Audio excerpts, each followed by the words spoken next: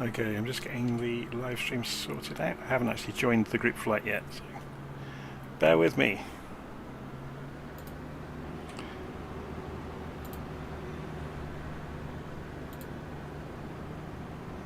Hi everybody. Oh, no, I have to go into the voice activity. Hi everybody. What's up? I'm actually early for a change.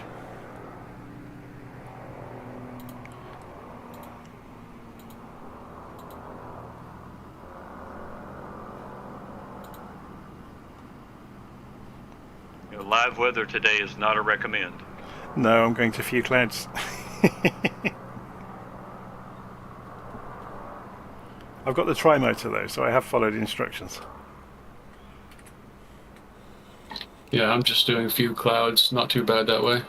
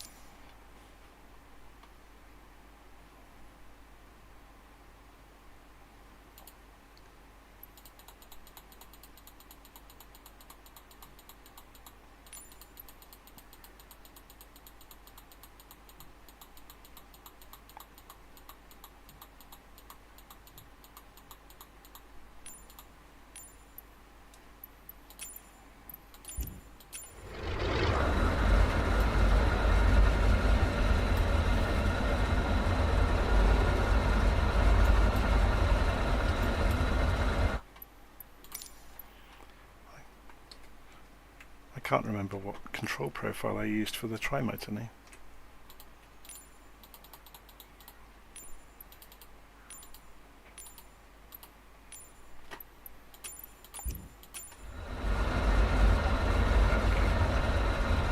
Good morning, good evening. Voice check, please. Yes, we can hear you. We can hear you. Clear, Ellis. Sounds good. Thank you. Good evening. Evening.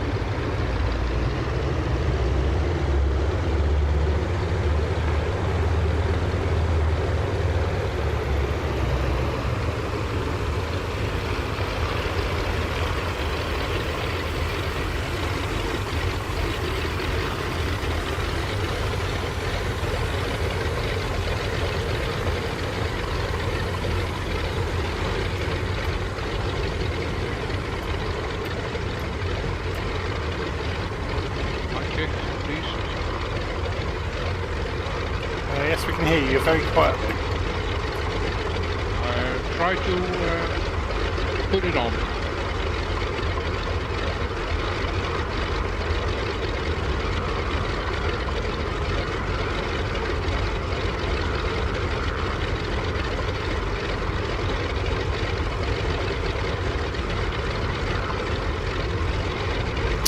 Live weather looks a bit iffy.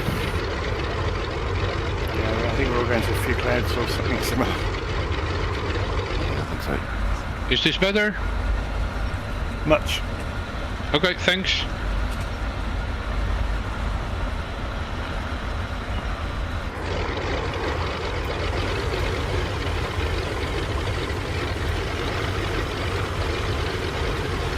I didn't include in the original description where our coffee stop is. It's actually for Westerly, so it's KWST for your coffee stop. Okay.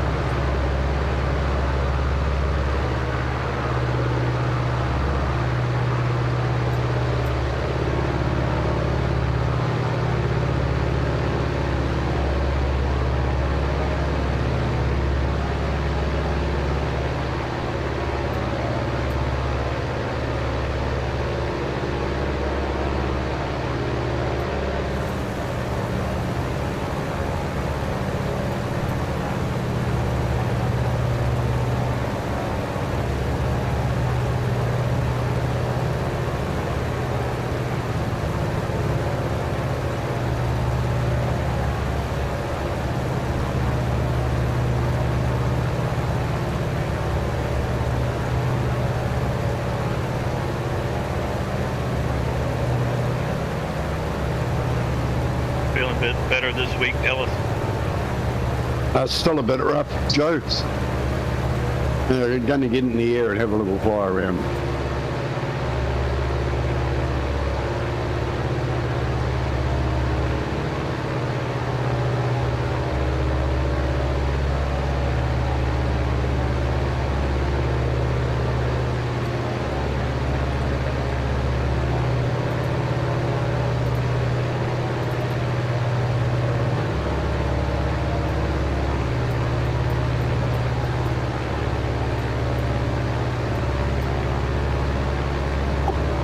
I see Global Shipping have got 2 updates, Jonathan.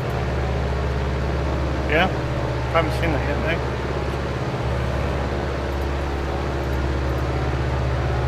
Content Manager. I think I might have already installed them. Yeah, they were there yesterday, I think, the day before.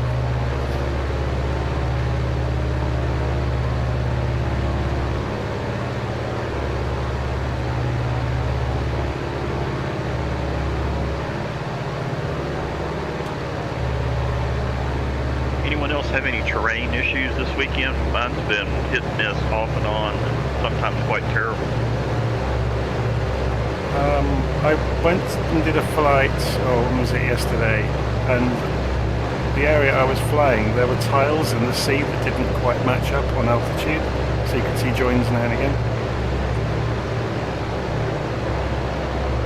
That was around Perth in Australia, so I'm not sure if that's just the Perth scenery is like that.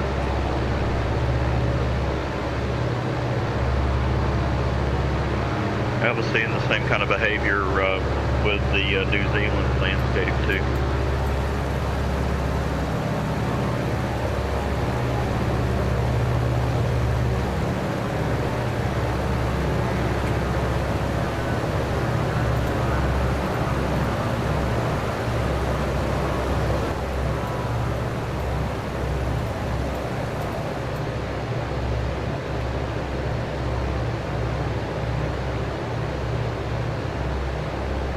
Good evening, everyone. Evening. Evening. Good evening. Evening. Evening. Good evening. What just happened to the weather? You It can't got use bad. it. I had sunny weather and then all of a sudden I've got dark clouds and rain. Yeah, that's the actual weather. Yeah, I put a few clouds in.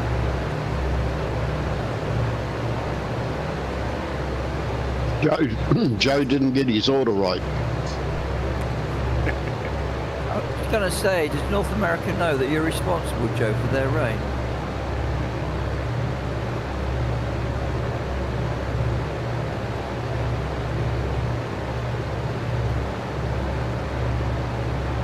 I just reach over and press the weather button. Yeah. No point in coming here. Said it's sunny at the next airport. I'm coming from there. Oh, sorry. Could I have a radio check, please? Yes, we can hear you. Is it actually hearable, or am I still sort of quiet as a church mouse that I am sometimes? You're a you're little- fine. Yeah, you're a little bit quiet, but nothing that's a problem. No, you're fine, Peter. Okay, thanks. Yeah, much better than you. than the Morning, last. Ellis. No, Peter. I keep playing with the Discord controls and the others to try and get it better.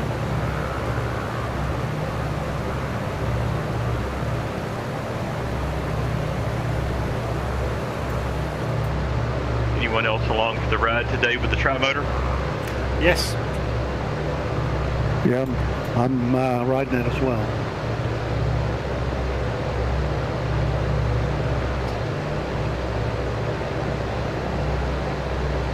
Last two tours I've done, I've been in the Kodiak. I thought I would take a change of pace and then also live up to my ask for the group flight today. So back in the tri-motor I go.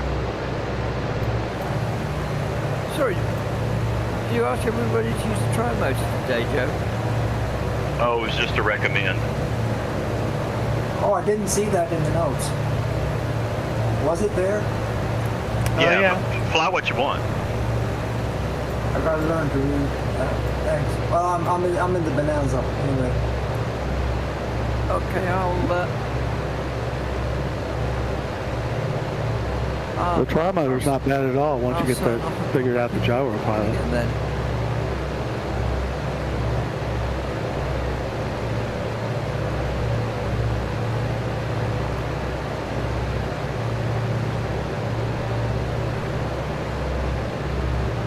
I'm going to be seeing a lot of A320s then.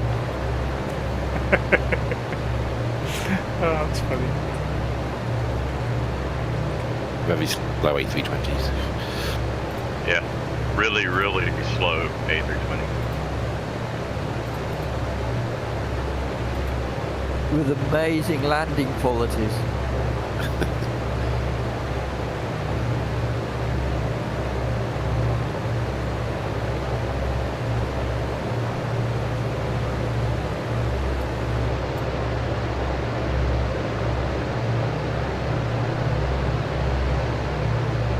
Peter, so far I did the North Island, New Zealand tour, finished it, and now I'm working on the South Island in the Kodiak and still haven't blown the motor up.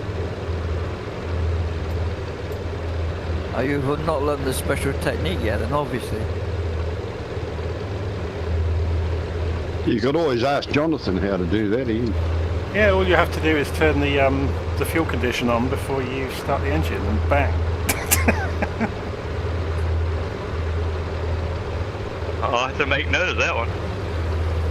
It is a bit disastrous. It's like an engine change, so it's out to the main menu if you do it.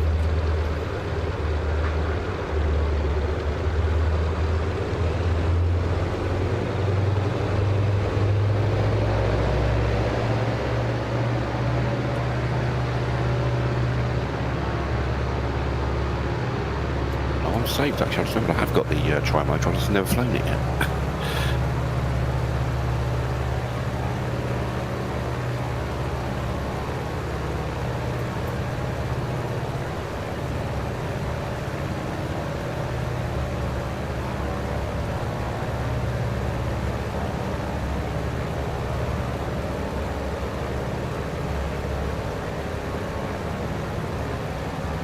We're approaching top of the hour, so I guess we'll take a stab at doing the talkie bits. If this is your first time flying with us, welcome. A friendly group. Our ask on Discord is family-friendly language, no profanity, no discussion of religion such as American football, rugby, soccer, cricket. We won't talk about tea because apparently I'm misguided. At any rate, we do get together and have fun. Please ask questions during the flight if you are encountering anything in the sim that you'd like to try to troubleshoot, or what you've got going on, what your favorite airplane is of late. We'll get started here in just a couple of minutes. Our first destination, I think, is KMTP on a bearing of 78 degrees.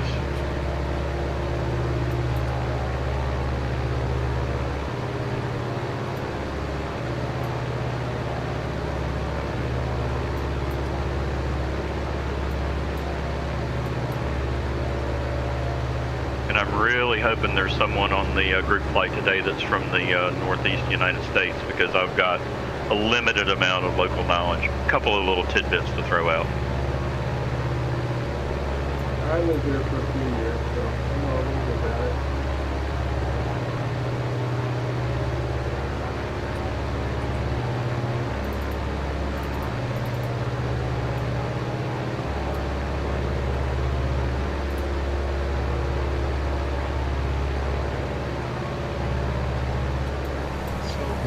East Hampton off the flight plan. Sorry, whoever that was, you're very, very quiet. Com check, please. Yeah, we can hear you now. So East Hampton off the flight plan. No, it's on the flight plan. It's KHTO. Roger. Yeah, I think I gave our second destination as our first because I can't count. I couldn't find it, KHTO. Was it the beacon? Looks like it's a closed airport. It's KJPX. Yeah, that's the one I've got. Hamilton's a posh area, isn't it?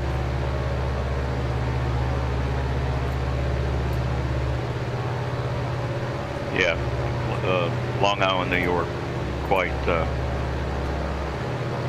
upscale in places. Several of the runways at East Hampton are closed. Runway 22 and 04 are closed. It's probably, if I had to guess, I didn't go look up the history, I'm guessing that this was probably an old Air Force base.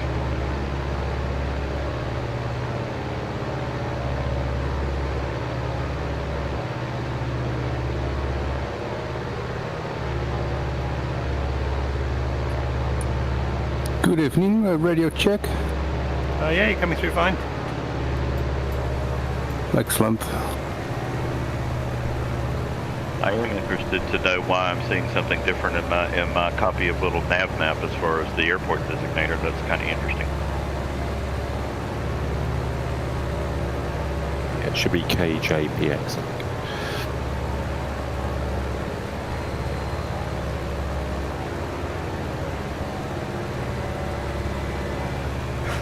Somebody on the live stream comments has said to, just for everybody's reference, when we get to the other end of the route, it's Marthas Vineyard.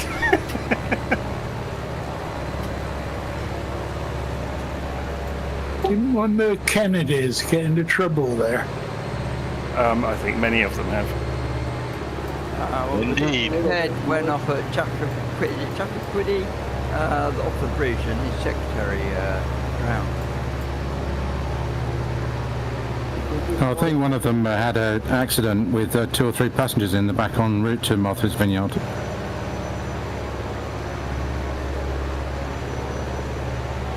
It's not Marthas Vineyard, it's Amity anyway. Isn't that where the shark lives? Yeah, we'll fly over it on the way, I think. Apparently it gets quite annoying for the locals all the way through the summer. People line up on the bridge to the lagoon there, screaming shark at the top of their lungs.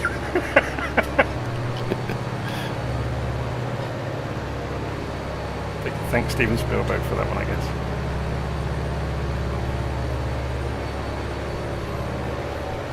No relation to Stephen King's Amityville Horror? No.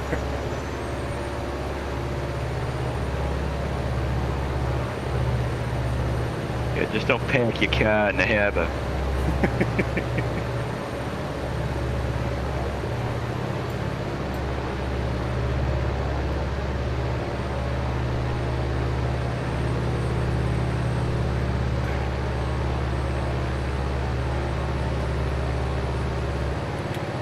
Right, it's just gone past the hour, so I'm guessing we all set off.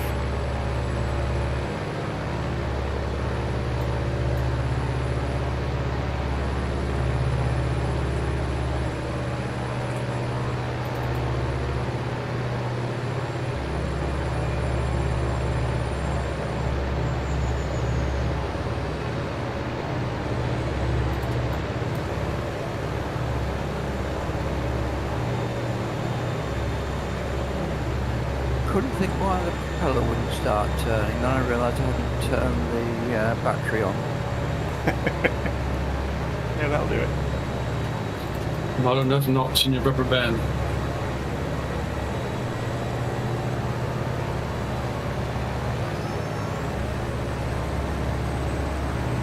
Runway 24.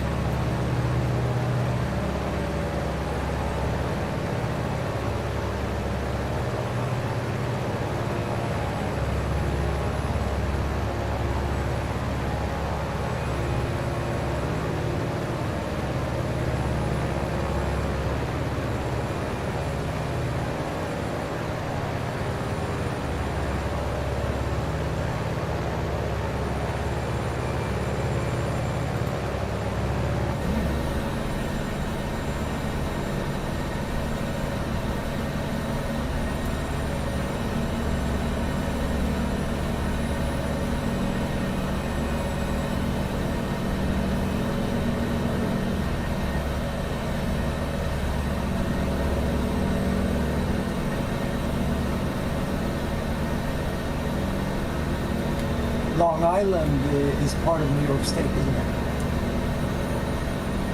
Yep, that's correct.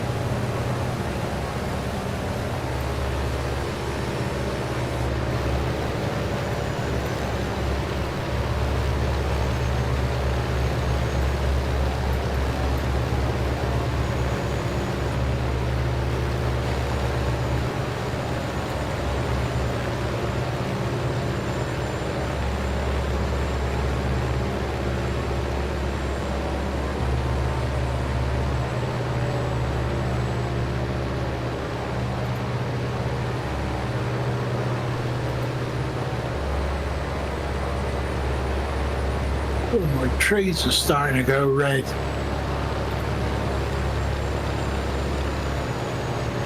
You've not got a pack of firelighters with you, have you? No, I mean fall or autumn, call it what you like. Either that or the Martians are arriving.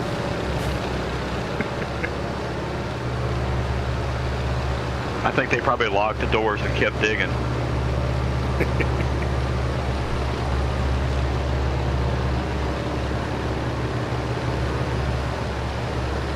I watched that Tom Cruise film last night. It was the second time I've watched it. That one where he keeps going back every day. And I enjoyed that one. I think I've seen that. Apparently, it's something die and repeat, something like that. Oh, has it got Emily Blunt in it? That's the one. Yeah, that's. Yeah, I've not seen it yet. Oh, you need to see it, Jonathan. It's good. Okay. It'll be on yesterday and then repeated tomorrow. And the next day. Yep. Nobody else will remember having seen it. Seen what? I remember. Because I have watched it twice now.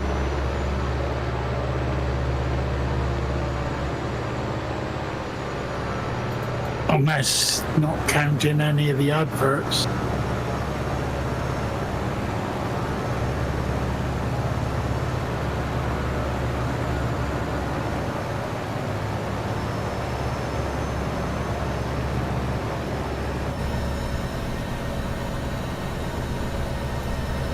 Jonathan, are you using your boats and ships add-in for today? This would probably be a good place for it. Yes, I am, but I don't know if I've got the... I don't know if they do a specific, download for this area, or if just the global one will put some container ships out on the channel.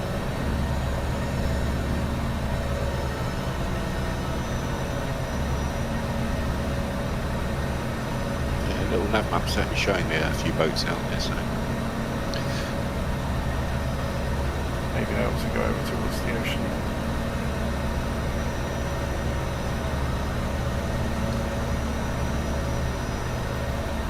Bit of a detour.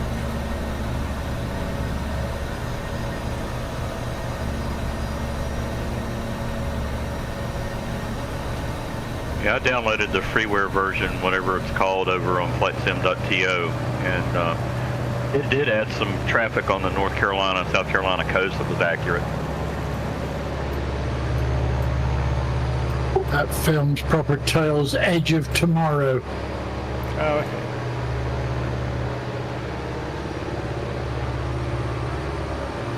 Don't go looking for subtext. I don't think you'll find it.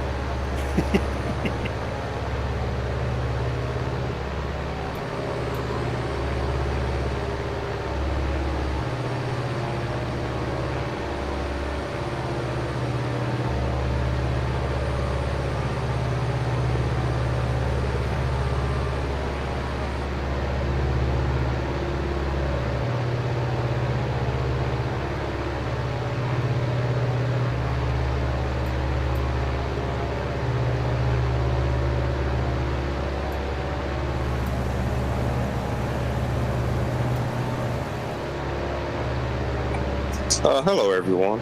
Hiya. Hi there. Is it too late to join up with you guys? No, anywhere. Yeah, just join in. Yeah, I'll be joining in now. We're just approaching Kilo Hotel Tango Oscar. East Hampton. 9828. You go. Should I go into a certain server to link up with you guys? Southeast Asia. Well,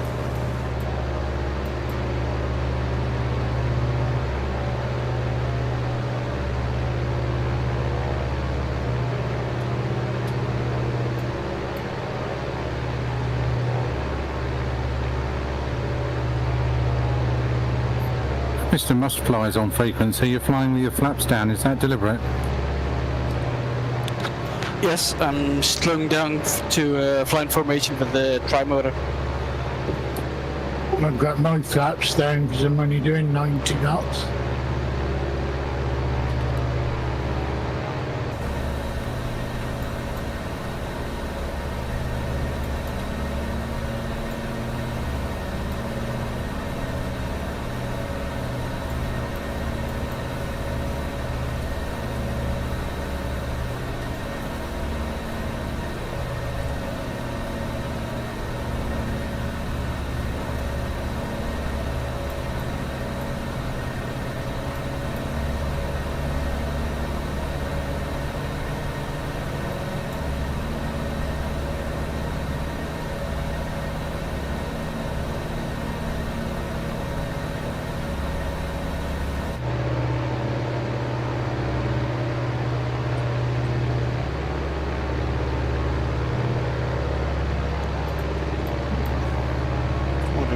seeing any ships.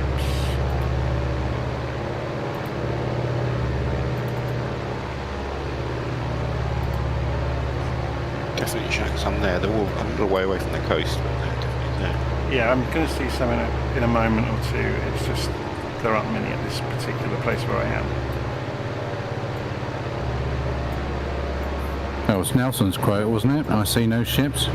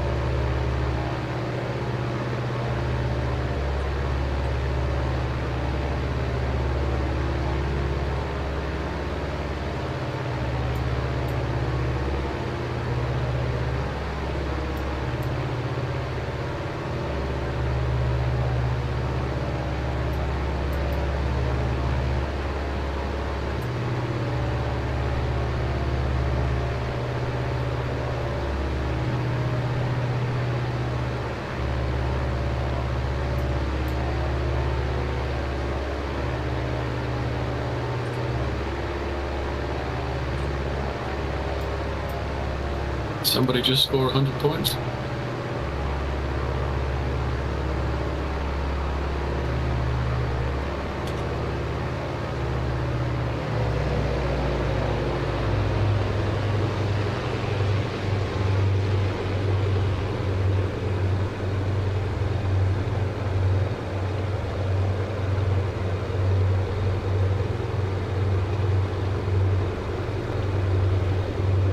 I've just spotted that a tri-motor looks like a default light aircraft, so presumably it's a paid-for add-on. Yeah, it is. I think. It's in disguise. That's all aeroplanes are. Well, unless they fit a pilot. That's true, but they're not in disguise anymore. They're underground. Well, a tri-motor should look like a tri-motor. As I was going to say, most of us have got the tri-motors because we got it for free. Yeah, it was free for a couple of weeks, wasn't it? Ah, that's why I got it then.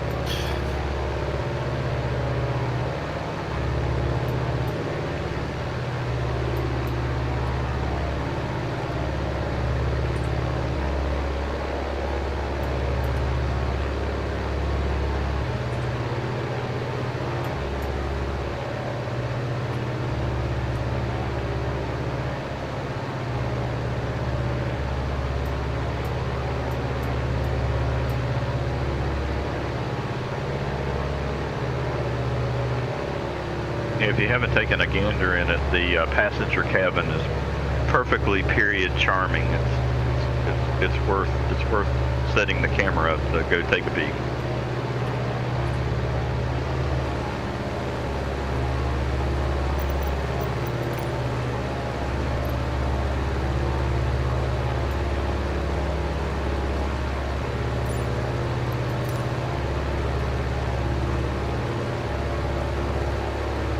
Alright, I'm airborne.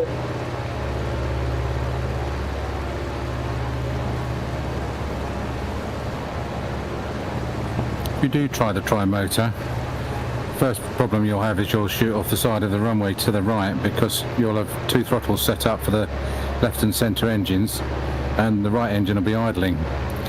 So you have to just change your throttle controls to make sure that you're throttling up all three engines at the same time.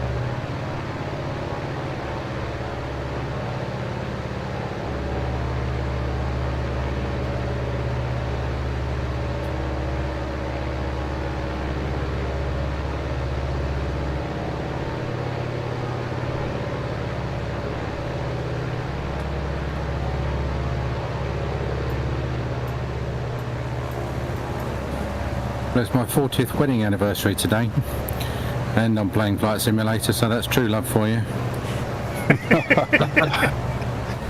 Congratulations. Yes, many congratulations, and I hope she's forgiven you. Oh no, she knew what I was like when she married me. I got my first flying lesson in real life because I was on Flight Simulator all the time. That was in 1989. It's great to have a passion.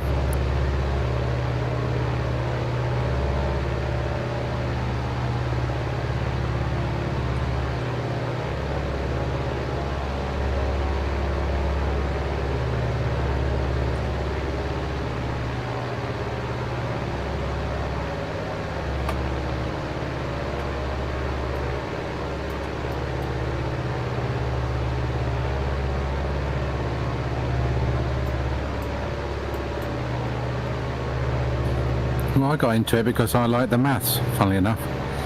In the early days you had to do a lot of trigonometry to try and work out how to get from one pixel to the next, you know. The airfield, the runways were basically 12 pixels, so you had 6 blocky pixels down one side and 6 blocky pixels down the other, and the screen was completely black. So all that used to change was the aspect ratio of the pixels, and that's what determined whether or not you made the landing or not. But the actual finding these 12 pixels was the art, because you had to, as I say, do the maths. You had to try and work out how the VORs worked and the DMEs worked. And none of them were analog, believe it or not. They were all digital, because the very early computers couldn't display dials all that brilliantly, and so all the information was literally computed and displayed digitally, so large amount of mental maths was required, and I quite like that, you know. I like the idea that I could find the 6 pixels where nobody else could.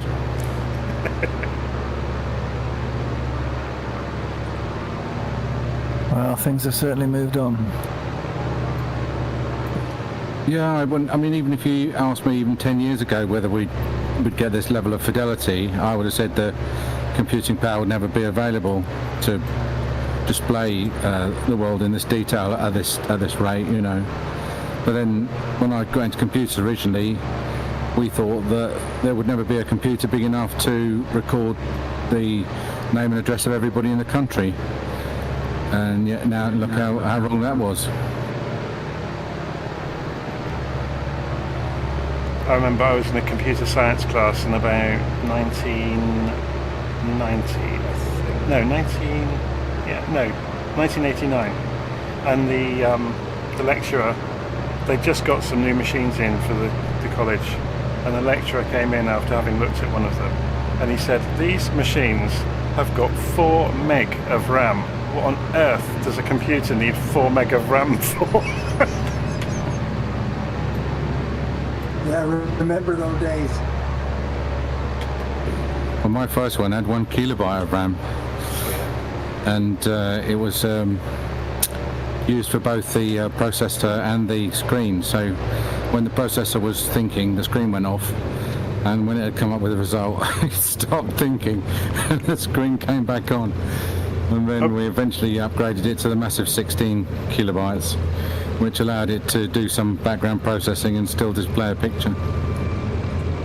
Are we using a specific runway at East Hampton? I used to, 8.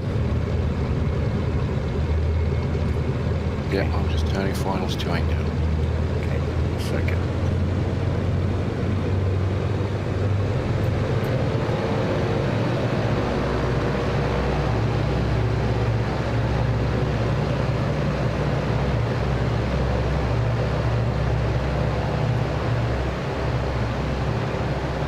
Yeah, my father was a computer systems analyst back in the day, stationed at a place called Gunther Air Force Station in Alabama, and he took me to where he worked. And it was just one big block of concrete with an elevator that never stopped, and supposedly able to take a nuclear strike. I doubt it though. But and that's where they kept the computers there.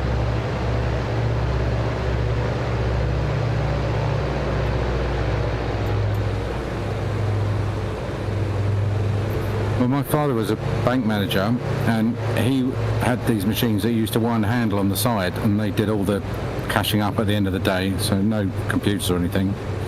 And then eventually they went over to computers, and it was a card-fed device, and they used to punch the cards, and then the cards would go through the computer, and then once they'd gone through, they were completely useless, so you used to bring them home. So we had stacks and stacks of these cards, all about 6 inches long by about 3 inches wide, and with little holes in, and we didn't know what to do with them all. You know, there were just thousands of them, all useless, because once they'd been used once, they weren't going to run that program again, you know. Yeah, when I was stationed at Clark Air Base, we were still using punch cards back then. It's amazing. And God forbid you drop the box of them, right? Yeah, yes. Been there, done that. Had a T-shirt, threw it out.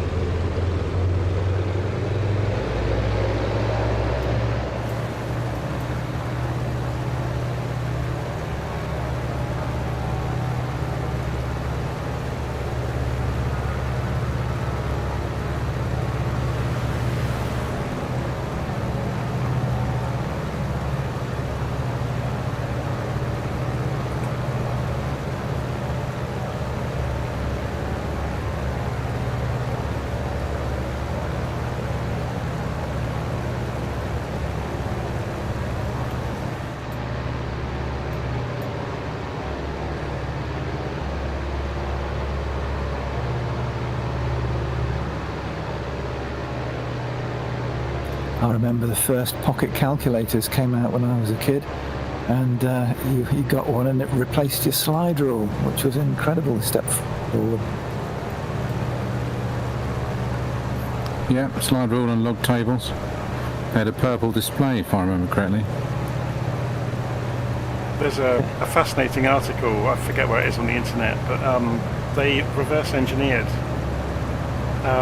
the early Sinclair calculators because they undercut the price of, I think, was it Compaq or Hewlett-Packard made the first really good engineering calculators?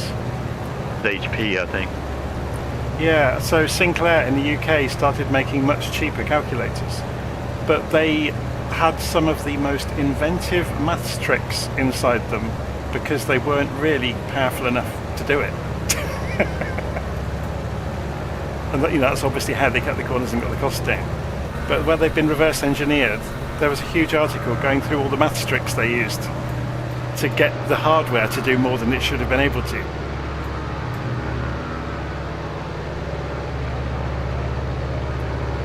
I met Clive Sinclair once. He was a member of Mensa.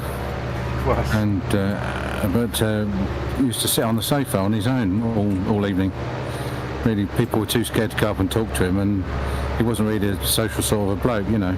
Yeah. So it's a bit sad, really. But yeah, that's my only claim to fame was Clive Sinclair.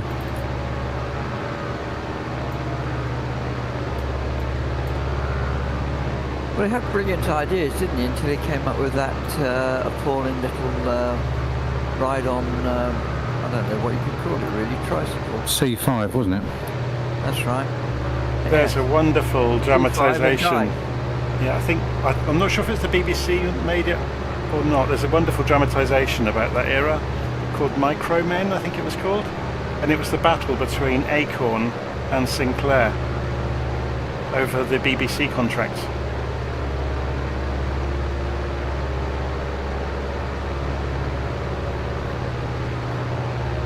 Acorn got it in the end, didn't they? They did. And Clive Sinclair and Chris somebody, I can't remember his name, who was the owner of Acorn, or MD at the time, had a punch-up in a pub over it.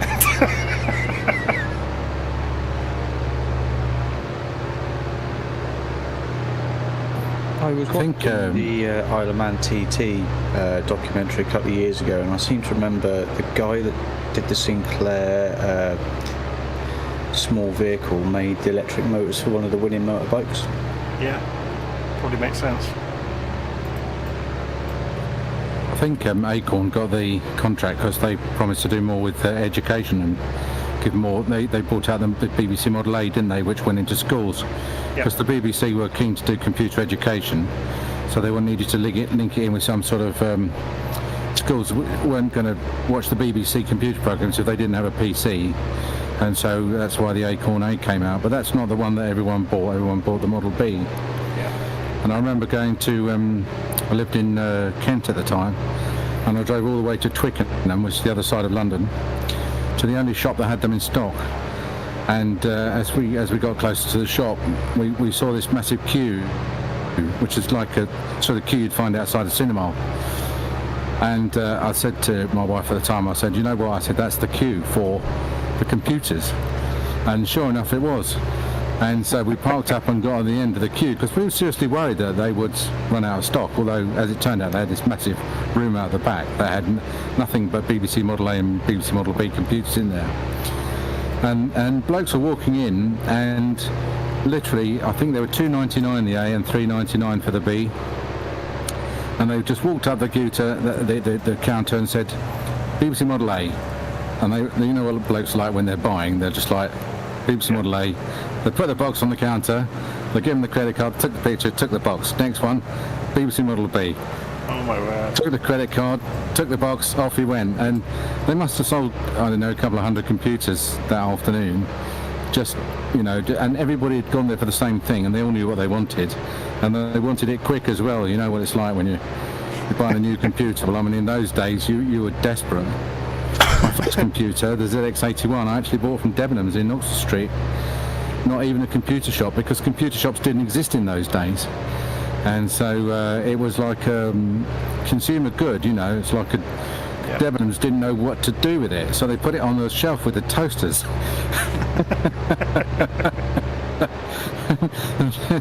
And I went in and I said to my wife, I said, that's what I want there, you know, that thing in that box. So I took it to the checkout, and we checked it out, and I don't think the person who took my money really even knew what it was, you know. But they had the buying power to get the first ZX81s, the large stores in Oxford Street, and so that was the only place you could get them. Yeah, I remember I got my ZX81 from Curry's in Folkestone, and the trouble with it was that the keyboards were glued on so badly that when it got warm after half an hour, the keyboard used to warp and lift off, and there was nothing you could do about that. Well, you could get a proper computer keyboard that fitted into the ZX81 via a couple of ribbon cables that had to go into the case at the back of the original keyboard, but it was a bit of a, you know, you had to take the computer apart to do it. Yeah, I soon figured out there wasn't really much I could do with this fantastic, amazing new toy. You know, I wasn't really into programming and all that sort of stuff, so I think that sort of went by the board for a while then. Well, I'm surprised you're not interested in sine curves at all. No, I'll leave that to experts like yourself.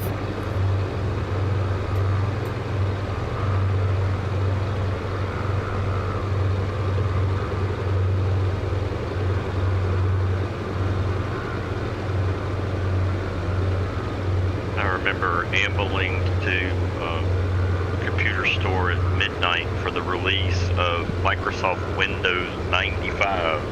Yep, I did that. On 32 diskettes. What a day.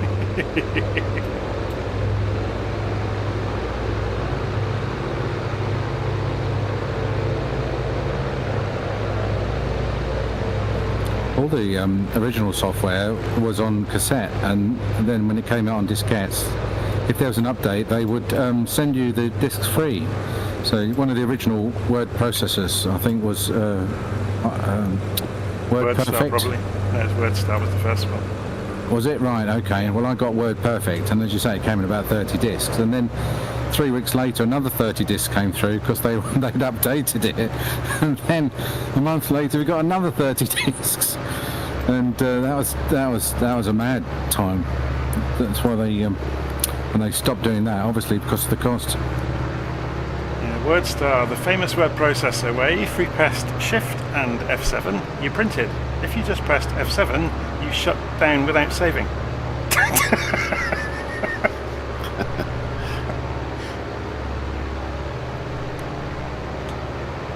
I remember a few years later, my Acorn computer came with unlimited lifetime free telephone expert service if you had a problem.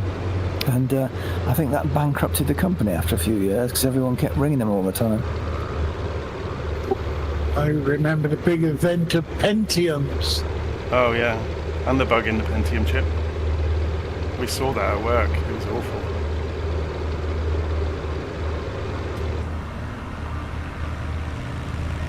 That was a mistake. Go ahead, John. Sorry. No, it's fine. I was going to say there was a mistake inside the Pentium chip because most chips don't do the maths as you might think. They have lookup tables, a bit like a a bit like a logbook. And yeah, there was a mistake in the tables of the early Pentiums.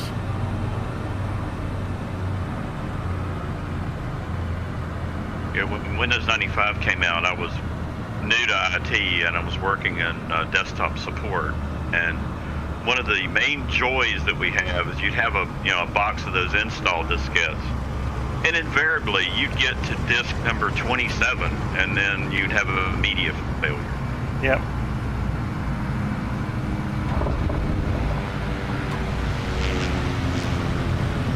I suppose that free unlimited IT support was before they invented India, wasn't it?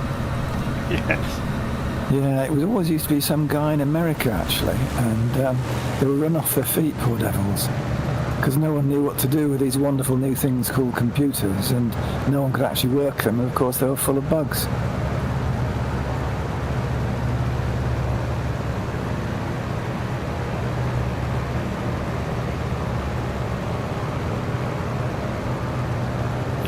You certainly had to save anything before you printed it, because in those days the printer drivers are so unreliable. The chances of your work surviving being printed was about 1 in 4.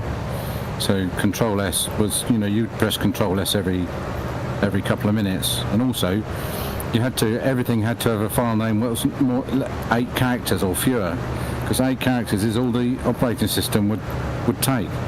So you had to try and get 3 years worth of minutes for 2 committees and shoehorn the file names into 8 characters. So the first 2 characters would be the committee, and then the last 6 characters would be the date or something, and then on the last character would be A for agenda and M for minutes. So we had to be quite inventive about file names. The joy of file convention naming, right? Oh, yeah.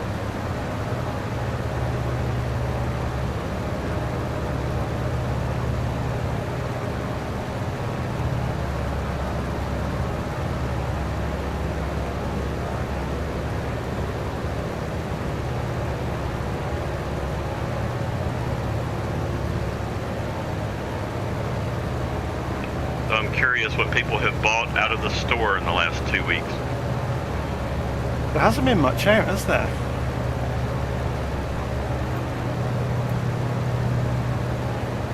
Do you need more? Need is a mean word, Ellis. I'll tell you what I did buy today, which was supposedly better lights on your aircraft. And were they? I don't know, I can't see outside my aircraft.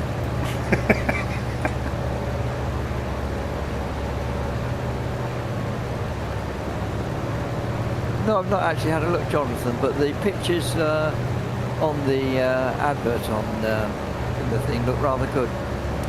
There's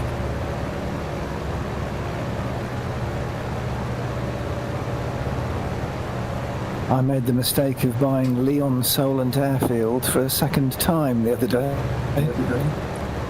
I didn't realise I'd bought it before on the web, and I saw it on the Microsoft site, and I thought, oh well, I'll buy that. So I've got it twice.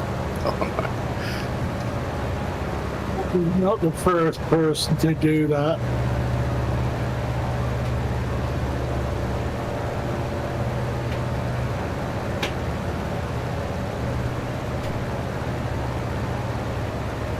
Last weekend before the group flight, I went to Flying Iron and bought the F6F Hellcat, and quite enjoyed that experience. That's been fun. And earlier this weekend, I went out. I had a wild hair and decided, oh, I think I'll go buy the USS Lexington, and do some carrier landing. That sounds like that ought to be fun. Actually, I just remembered I did buy the Spitfire at the last group flight, didn't I? Yep. Yep. Have you flown it since, Jonathan? No, I haven't been in the simulator much this week at all. I've been doing this crazy charity fundraising, running luck, and it's been kind of all-consuming. DCS has got a big sale on at the moment. Yes, I saw, and I tried to kind of walk the other way quickly. Good effort on that running, by the way. I've been following your posts on Facebook. Yeah, 100 kilometres I'm aiming for. I've got to 50 kilometres now, so halfway there. Good job. Yes, it's a good cause, but you're totally mad. I know. The Phantom's coming out for DCS soon, isn't it?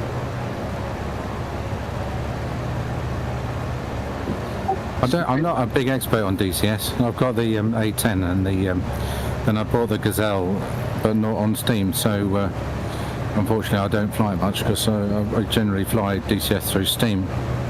Right. Some big ships off this coast, Joe. I haven't actually looked.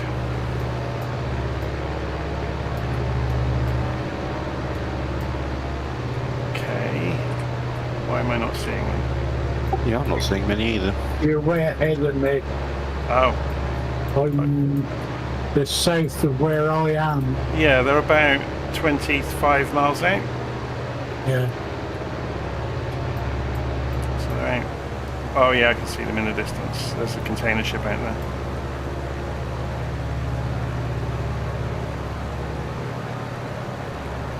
I did buy the aircraft carriers and the North Sea oil rigs this week as well. The oil rigs are quite good, well worth it. Oh yeah, I installed those. I haven't gone and looked at them yet.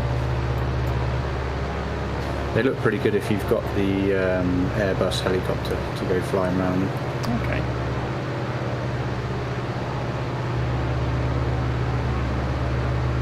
And there's quite a variation in them, isn't there? You know, the platforms. Yeah, there is, yeah. So is Block Island the halfway point?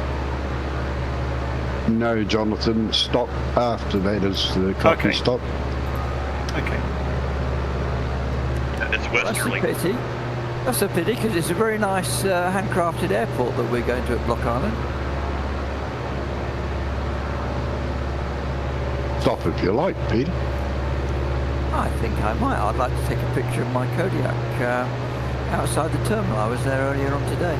It looked very, very nice. Is Eddie Payton in this group? Eddie Payton, yes. Can you see me next to you?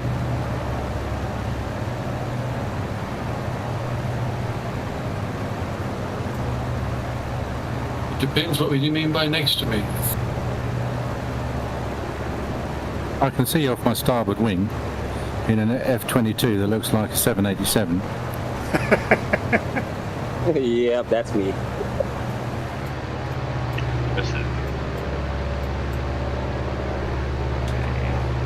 I can see, if I go outside, I can see Insane Lizard, Chivo J. No, he's about, he's at your 8 o'clock low, about quarter of a mile.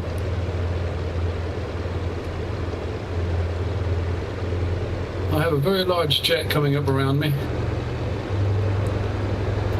So I'm just flying over the houses on this side of Block Island, and it's almost like they invented their driveways so nobody could see each other's houses from their driveways or something like that. All got twisting driveways.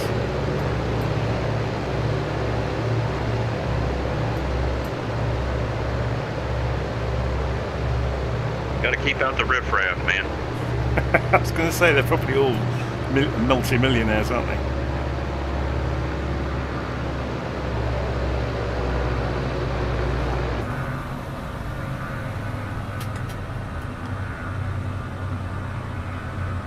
By some quirk of fate, I ended up in Japan, Narita Airport, on a helicopter at 2 o'clock in the morning. Just wasn't looking at the settings, and I still had the Alpha and Bravo set up, so I tried to fly the helicopter just with the standard yoke, you know, and throttle controls, and in fact it actually works really well. Actually with the default controls, you can actually do it quite well, so I was quite surprised, because helicopter is one of the last things that you can usually fly on any flight simulator.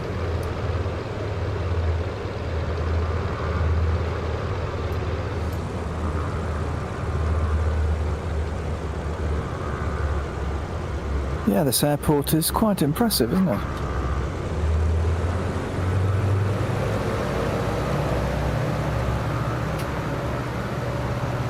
It's got the look of a military site with all the, looks like the houses were old bunkers where they've moved all the driveways around and stuff.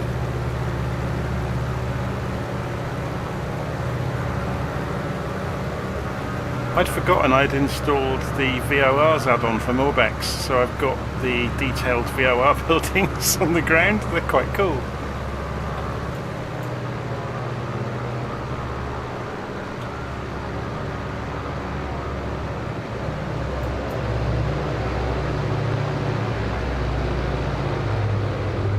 Are we stopping here then? I think we're going on to the next one.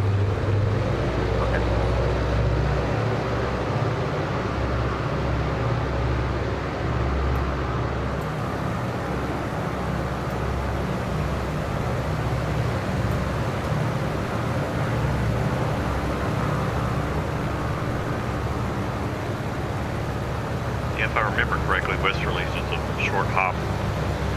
Yeah, just across the water, isn't it?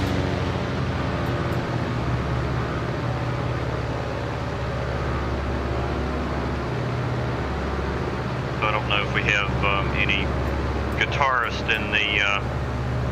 in the group flight, but Westerly's claim to fame is they were the original factory location for Guild guitars.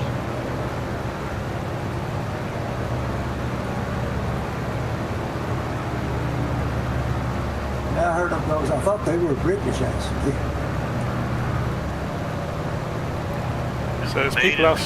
So there's people asking in live stream chat about is there still time to join? We're only just coming up to halfway.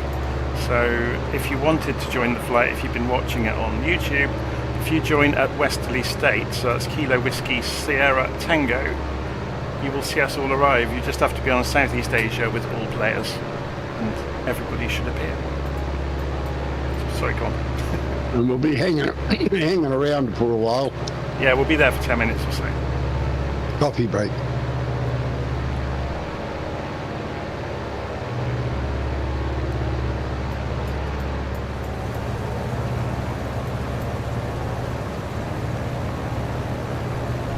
Going for the ILS, but there's no glide slope.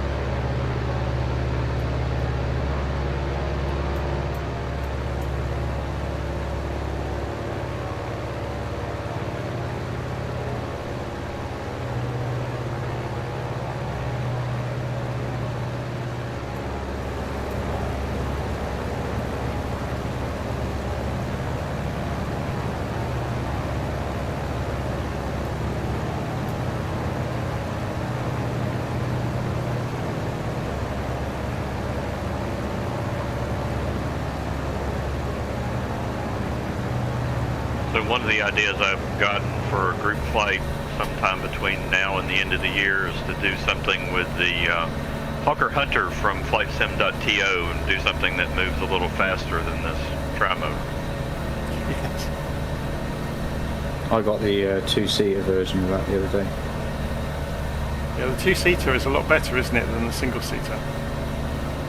I think they refined it a little bit more because it's a later one. The cockpit's a lot better.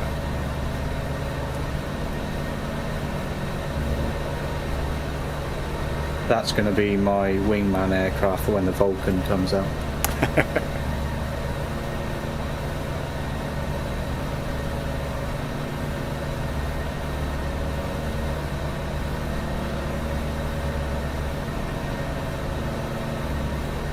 Yeah, the Hunter is what I've been using of late to keep my mock loop skills up to date. I was just thinking when they mentioned the Hunter, a good place to go with that would be the Mac loop.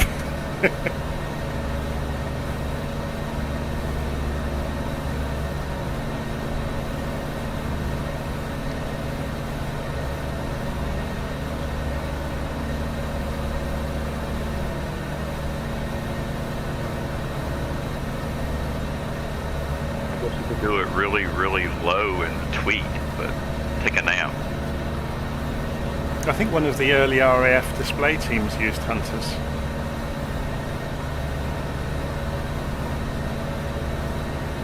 Yeah, I think there's a couple of liveries that are available that are display team related. Yeah.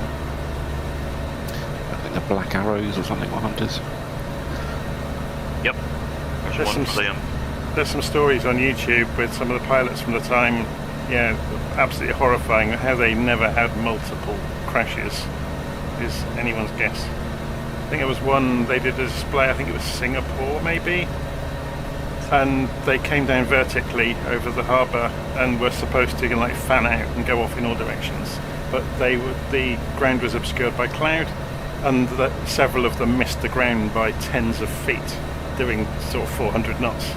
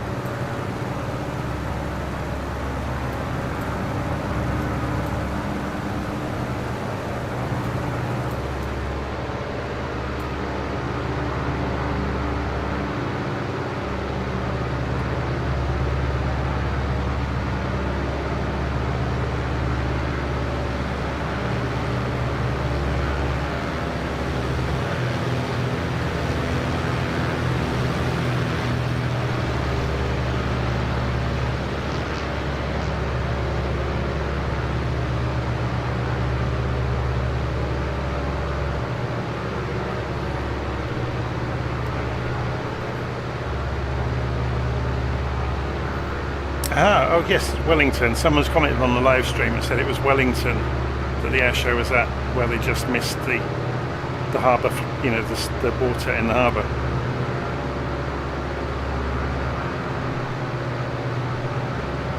Made up for it at Shoreham, Jesus. Did they ever get to the bottom of what happened at Shoreham? It was a pilot mistake. Yeah, pure pilot error.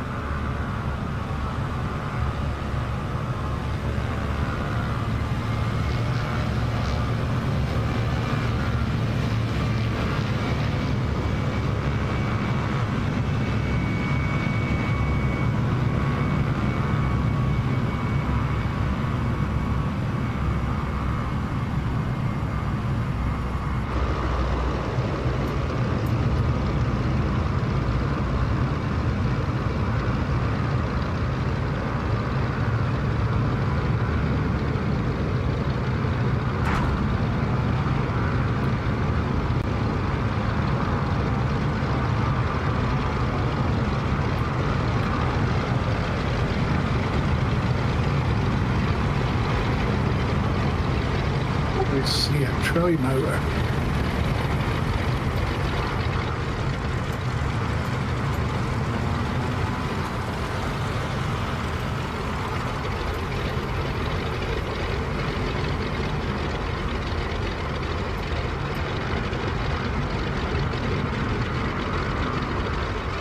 Runway 32.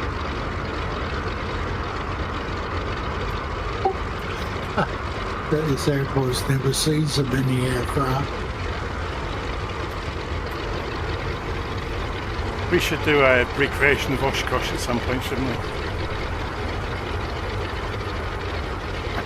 That'd be great fun. Advertise it to the world and let everybody arrive. But doesn't there have to be an obligatory crash somewhere around there? There will be. Shouldn't be a problem. And just have a controller randomly shouting out, next one, blue circle, next one, yellow circle.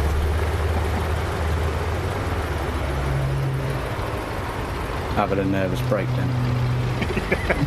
I can sort out that obligatory crash. We got Frank, well, Keith. We'll invite him. No, he'll do a go around. Well, he'll still crash.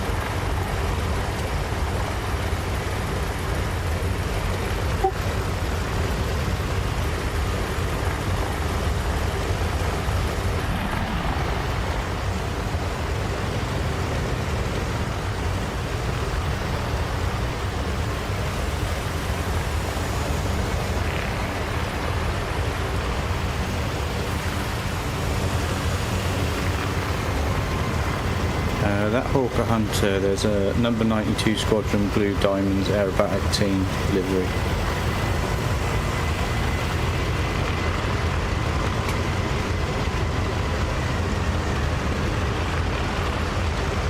Right, so I'm going to go and grab a coffee. I'll be back in a few minutes.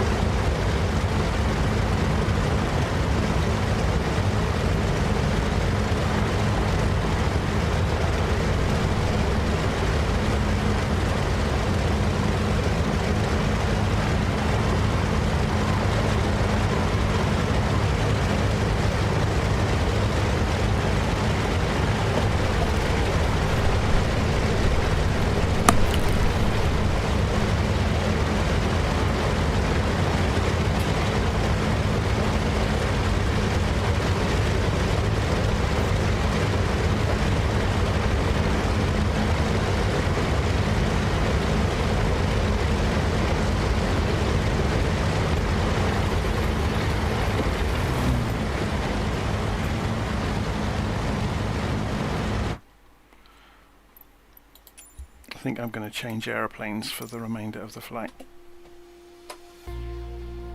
May I ask, what is the next destination on this trip? We're going from where we are at the moment to Newport State, which is Kilo Uniform Uniform Uniform, then to Westport, and then on to Marthas Vineyard. Oh, thank you so much, man.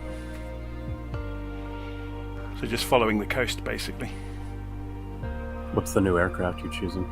I don't know. About to go and agonize over it. Something with an autopilot, so I don't have to try so hard. Eeny, meeny, miny, mo. And I guess I want to look at the speeds as well. I haven't flown a Goose for ages. Somebody in F-18. Possibly.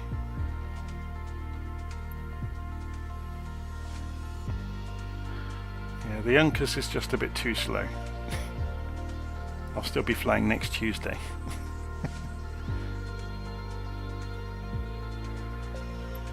Imagine doing the British Isles tour, Jonathan, with no autopilot in this thing. You'd have very strong arms by the end of it, wouldn't you? I did. Your shoulders would build up slowly.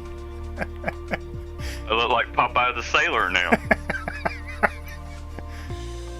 Oh, I could use the Rusty Baron, couldn't I?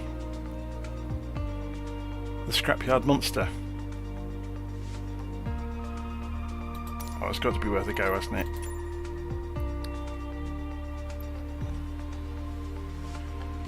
No.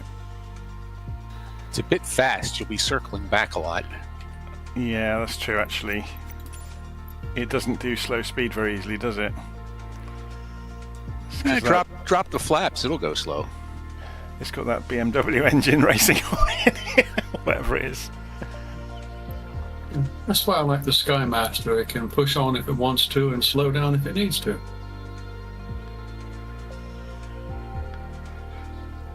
Oh, I know, I've got the Urco installed at the moment. I'm going to use that. It's an old vintage aeroplane.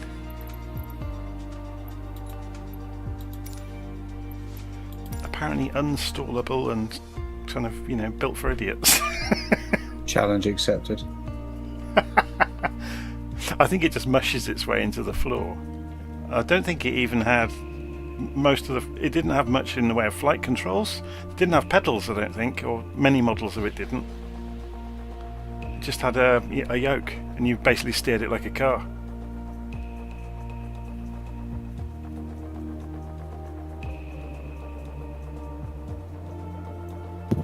Yep, touted as a spin-proof aeroplane.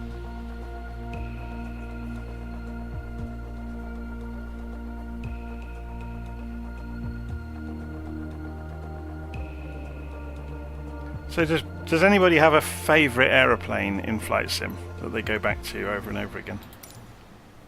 208. Yeah, 208. Bulldog. Yeah, Kodiak. Bonanza. A VC-10, but they won't listen to me. Oh, that's because they blacklisted you. TBM 930 here.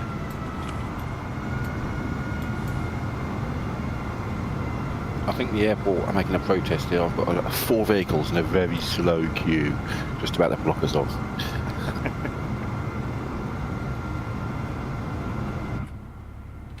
Although I've just got back into the Twin Otter. Yeah, I haven't flown that for ages, actually. They've taken it off the store for some reason, I don't know quite why. I think you can still buy it from certain places. You can't get it from Aerosoft anymore. I think it's because the guy that built it left Aerosoft. Isn't there rumors it's going to be coming back as one of these near expert level ones or something like that? Oh, it could be. I did hear Black Square. I think it's Black Square we're going to do something with it. Black Square are great. The Bonanza is fucking amazing. When I was on X-Plane 11, not so much nowadays, Thranda do nice aircraft. I like what they do.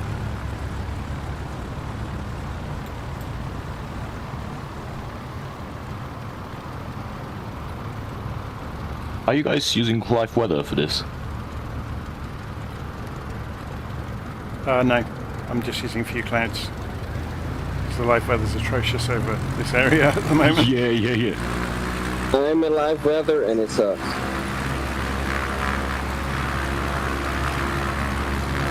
I've been using 5-point landing. I think the last two legs should be flown with real weather turned on and avionics turned off. Hooking with a stick. See who's the real pilot.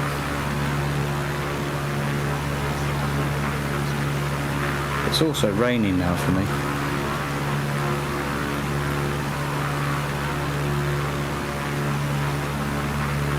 Use the words weather, live, and atrocious in one sentence.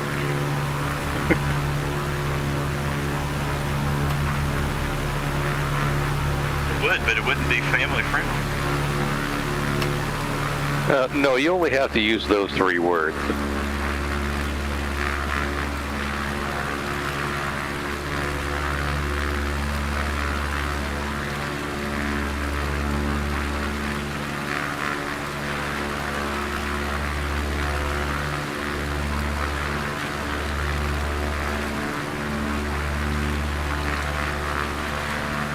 I'm taking out the caribou for this one. Yeah, the rear tailplane on the Ercoupe moves around like the rear wing of the Alpine Formula 1 car. I'm not quite sure it's a legal construction. It's quite death-defying actually. It's enough to induce stress in you just watching it. Not to say the airframe.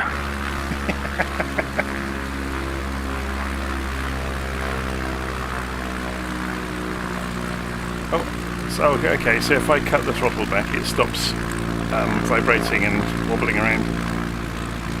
Yeah, the de Havilland Beaver would probably be a good choice for the rest of this. Yeah, it would.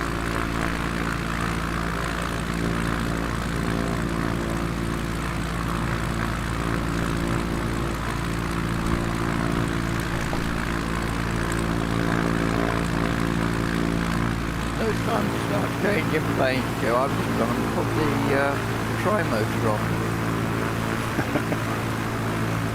And then until the bitter end, man.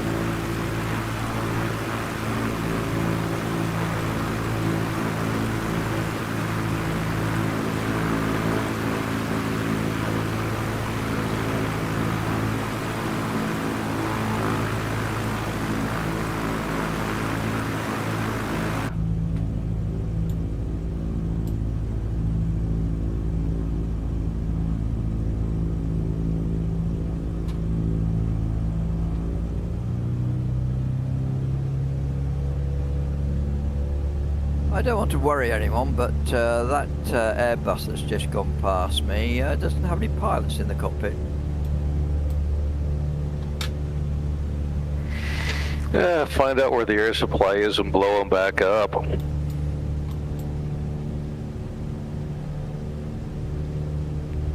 This thing is scaring the life out of me. If you go faster than about 70 knots, the ailerons vibrate, the entire tailplane vibrates.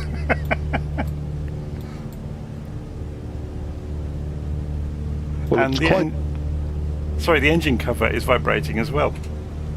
Is that on the tri-motor? No, Jonathan? it's the Ercoupe. It was like an aeroplane for people who hadn't got a pilot's license. Yeah, where'd you get that? I can't remember where I got it from now. I think it may have come from Sim Market. Yeah, who's the developer? Oh, I don't know. Not off the top of my head. It was a bit of a 1950s rich man's toy, I think, the real aeroplane.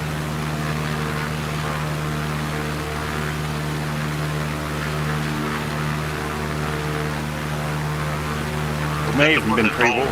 Jonathan? Yeah, it may have even been pre-war. Yeah, the design was pre-war, I know that much.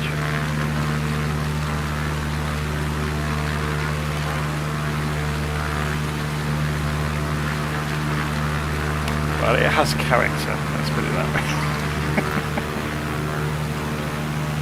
Tell you what, real weather is getting darker and darker.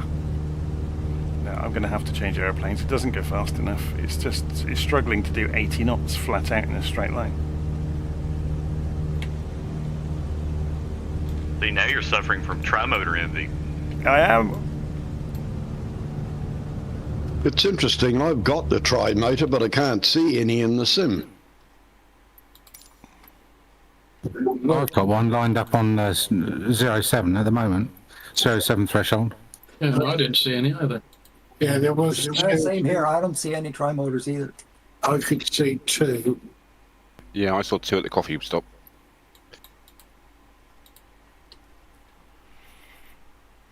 Well, there's one just taking off on 25, and I'm just about to take off for 07.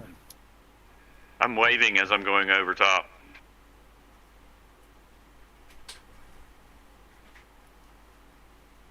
The labels say that it's a tri-motor, but the aircraft doesn't look like a tri-motor. Yeah, exactly.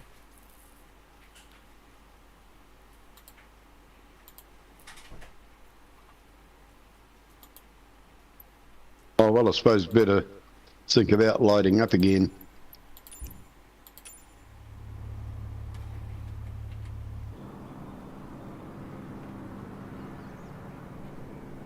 Since I'm in the trimotor, I'm going to get a head start.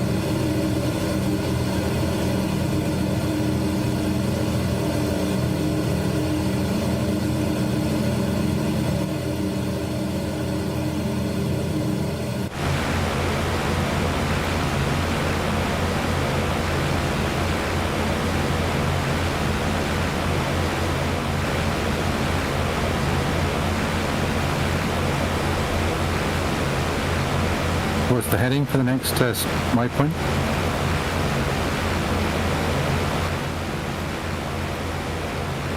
$2 at all money. 7-9 magnetic. 079, Roger. Right, I went and got the Electra, the special variant, the Earhart version.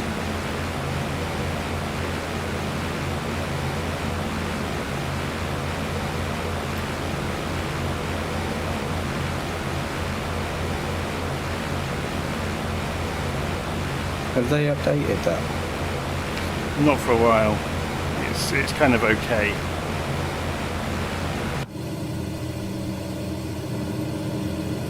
It came out quite early on, didn't it, when the sim first came out?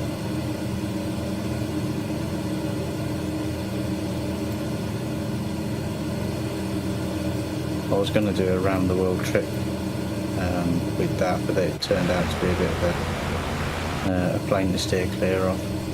Yes.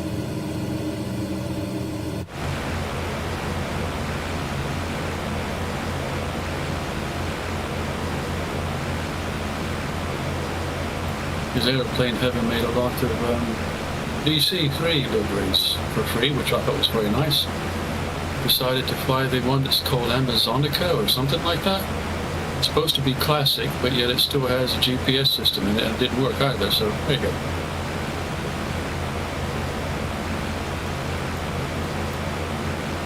Yeah, I think they're doing the Lancaster, which kind of worries me a little bit.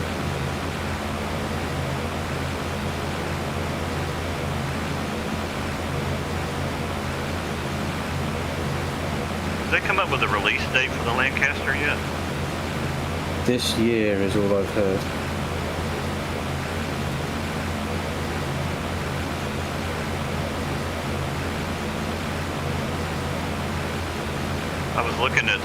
reviews on the short Sterling. Talked myself out of buying that one. I'm curious if anybody has that. Yeah, you were good to talk yourself out of it. Yeah, I haven't Yeah, I'll heard great second things that. about it. It was a nice idea, but I don't think they could put enough time and effort into it. Did they port it from something else? Yeah, it looks like they ported it from Flight Sim 95. There was a Halifax as well that wasn't really very good as well, wasn't it?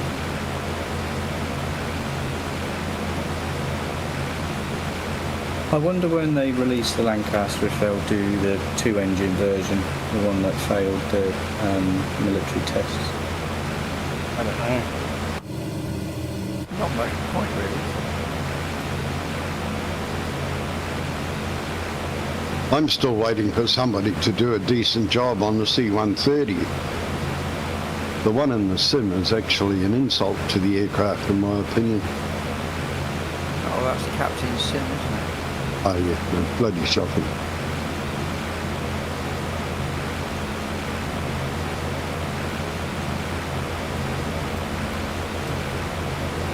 When you get in the cockpit in the C-130,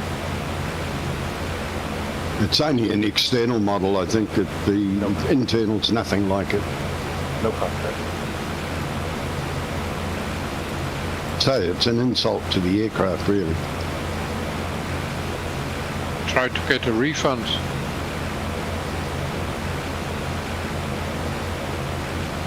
Captain Sim are experts at pinching it at the 747 operating system for the 757, isn't it?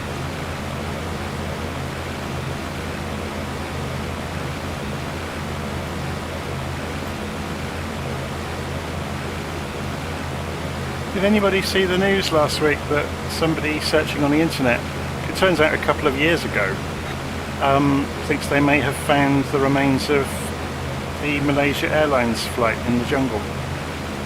Yeah, I saw that yesterday. I've not read much more about it. Whether it was actually a real story or just a, social media attention-getting story, I'm not sure. I don't think that's accurate. I think what they've done is they've looked at Google Earth and they've seen a plane, literally a plane, in the jungle, and not realised that it was photographed at 30,000 feet. Right. So it looks like it's on the ground, but it's not. It's actually just overflying that part of the jungle. So that's what I wondered when I saw it. Yeah. Yeah, well, they fished bits of the body out of the water, haven't they? So, they found bits of seat fabric and stuff as well, haven't they, on some of the islands? yeah, so I mean, she's got to be in the water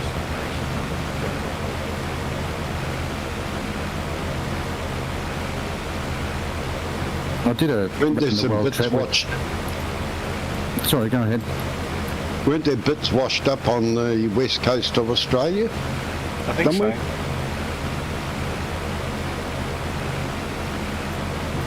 I reckon it's out in the Indian Ocean there somewhere. On Reunion, I think.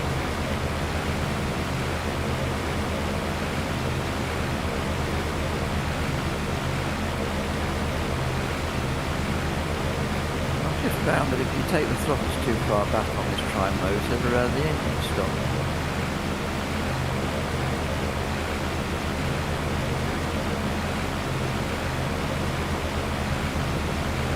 I did a round the world trip with my uncle when we started to be able to play online, and I flew the PMDG 737 and he used the stock 747, which was actually a faster plane. He liked it because it was faster. And we flew literally from the UK to Australia, and although he always beat me on the legs in terms of the speed, which he liked, I always planned to descend properly and managed to land, and he was used to find himself overhead 35,000 feet doing Mach 0.8 and couldn't get the plane down in time. So, also, his navigation was terrible, and so I used to constantly be telling him, you're 5-10 miles off course or whatever. Anyway, the whole thing came to an end when we decided to fly to Alice Springs or Luru, whatever it's called. And we both realised that the airfield at Alice Springs is far too short for either a 737 or a 747. so we both landed, and neither one of us, we had this rule that we had to take off from where we landed, and so we couldn't think of a way of just getting around this fact that we were on this 500-foot runway. So that's where the tour ended, but we did actually get all the way from the UK to Australia. There's a story on about landing in places you can't take off from. I mean, it's happened in recent years as well. A C-17 landed on the wrong runway somewhere in England. But in the Second World War, or maybe just after, a B-29 landed in Wales somewhere. I don't know if anyone on the channel might know the story, but they had to strip it down. And it was, luckily the airfield went out over the sea on a cliff, so they could strip it down and fly it out over the end of the cliff to get it back out of the airfield. No, well, they're lucky if they can do that. Most planes that land in fields and things have to be literally have to have the wings taken off, and they're taken out on the back of lorries. But there was a C-17, wasn't there, about 3-4 years ago maybe? They had to strip it, empty it, and then it got it right down to its minimums, and they got a specialist pilot in, and they put the engines on, special 110% mode and got it back out again.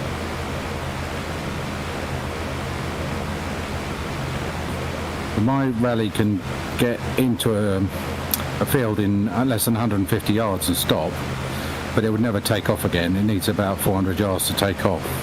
Yeah. So there are plenty of strips I can get into, but I could never get out of. And the general rule is if you have to land in that short of a distance, probably because you've got engine failure, at which point the plane doesn't belong to you anyway, it belongs to the insurance company, so why bother?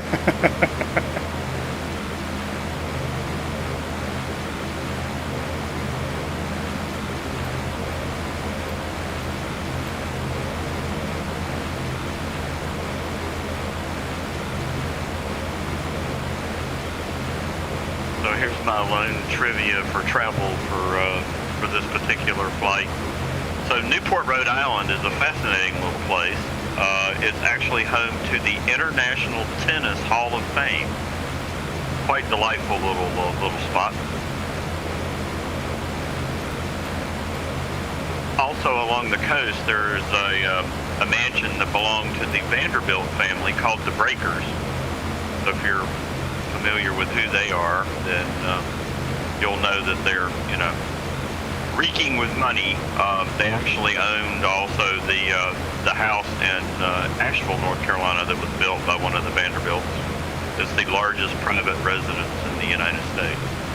There's a smaller, little summer place, for Connecticut, for Rhode Island.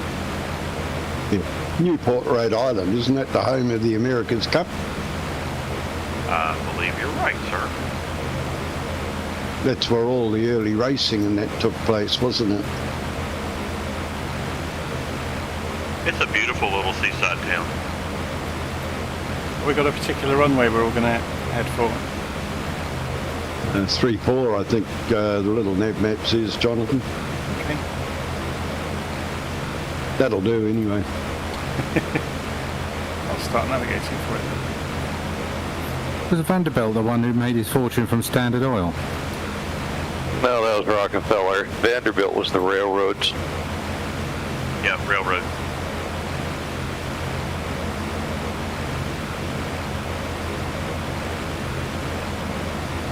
When they were building the house in Asheville, they actually ended up building a portion of railroad to be able to bring in all the supplies for building the home.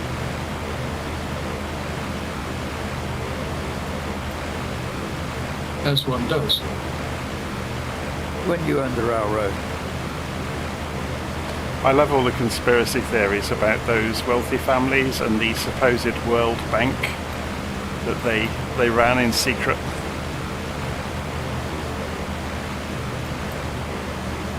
The one they organised from Georgia. One of the coolest things in the Biltmore house is Napoleon's chess set.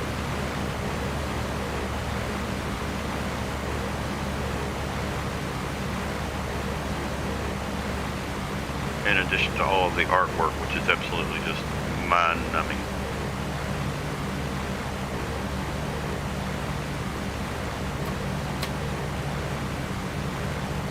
Oh, what's that? Oh, it's just my Renoir.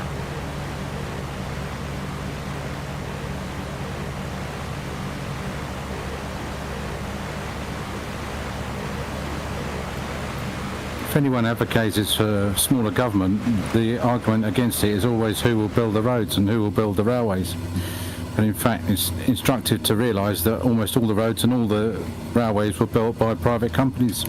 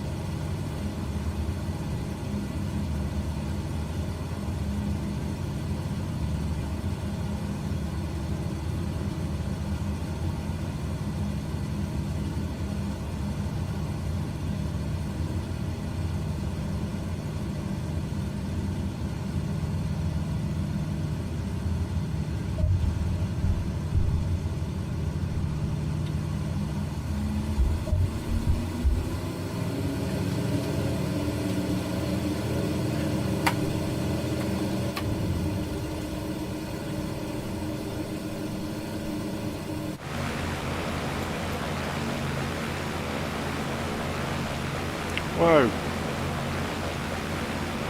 I just completely lost control of the Electra. And I have no idea why. In the air or on the ground? In the air. I was pulling, I wonder, did I flick I flicked a switch I shouldn't have, whoops. I suddenly had... Amelia Earhart mystery solved. Yeah, I have the Airbus quadrant, and I leant across to lift the wheels up and accidentally flicked the switch on one of the engines.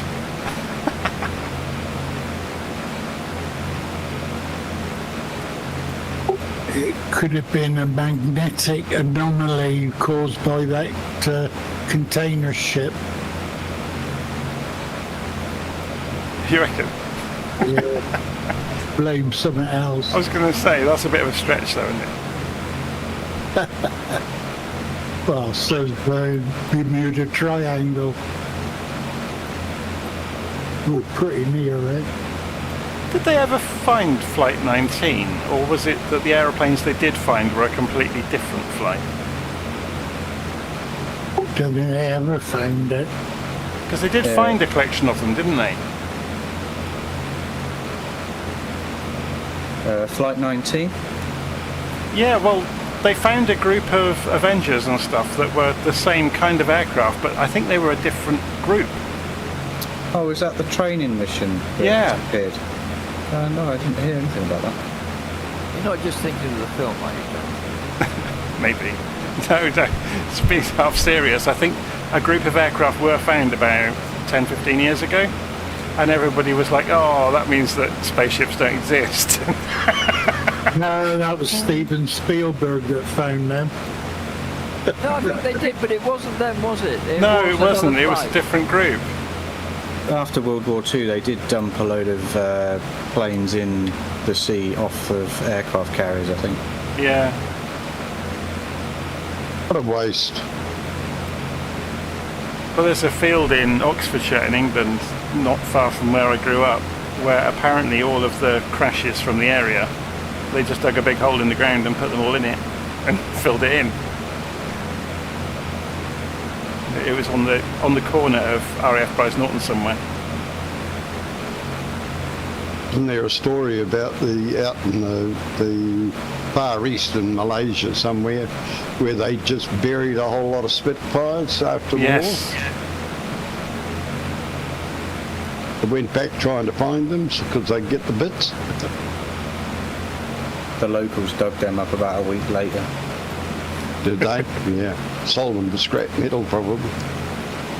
when we were out in Oman Desert back in 2000, we left a load of kit buried in the desert, and it was dug up within 2 weeks.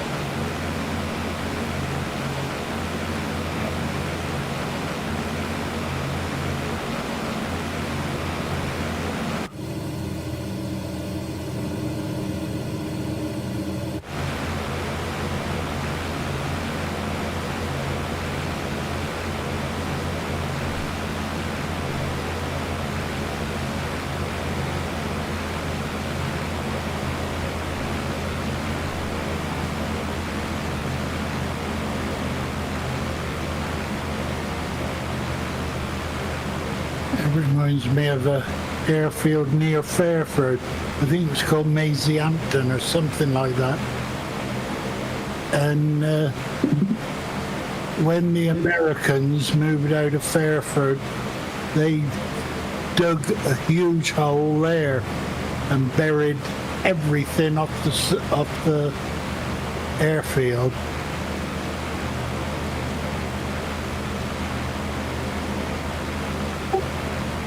Millions of pounds worth. Has anything ever been developed on top of the old Hayford site? I think it's still active airfield. No, I know they were using it for parking cars and trucks and stuff that had just come off container ships there for a long time. But ProDrive do a driving experience there at the minute. Okay.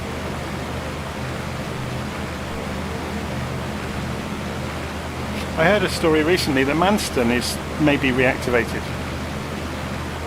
That's got an enormous kind of hard standing area, hasn't it? That used to be the runways for Spitfires and stuff. That's for watching UFOs, isn't it, Manston? No, that'd be Bentwaters, wouldn't it? Up in further north. And they twins. I don't know. They do keep trying to reopen Manston. The trouble is, of course, it's been bought, as all these things are, by developers who are desperate to turn it into a housing estate. Right. The council want to keep it as an airfield. And yeah, it's actually, got I think you've got that completely back to front, because it's been bought by River Oak Associates, who want to open it as an airport for freight. Yeah, it's supposed to be free. Yeah. Yeah, and the council have just spent £10,000 on a High Court judicial review to try and overturn their permission to reopen it as an airport.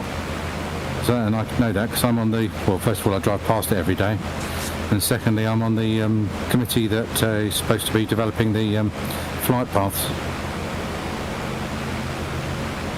I mean, you're right, it's a massive runway, and because in the war it operated as a dual runway, which if you fly something like some historical, Dover Battle of Britain type simulator, you'll see that it had massive, great parallel runways, because it's the first runway that these bombers, if they were on fire or shot up, it was the first place they could land. As soon as they limped across the channel, it literally 1 mile inland, they had this big runway. But then when they converted it for civilian use, because it was an RAF post, then it was where I learned to fly actually, and then they converted it for civilian use, and then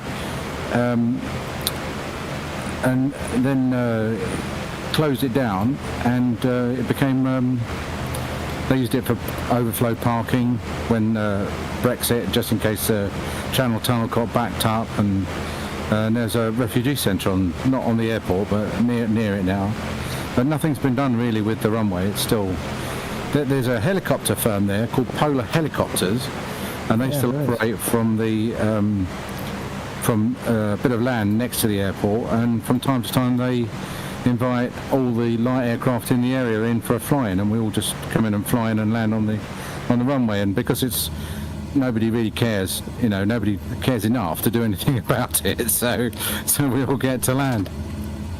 Yeah, it's quite good fun. But I've got great. I think it will. Hopefully, it will reopen again as a freight hub. Well, that would certainly be good.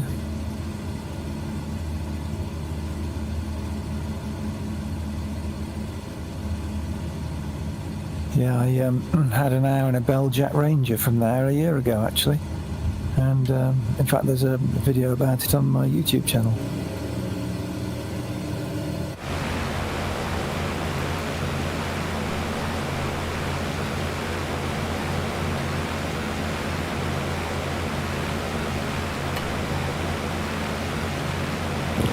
Was that a female instructor? Yeah, she's a real character. Yeah, I know her well.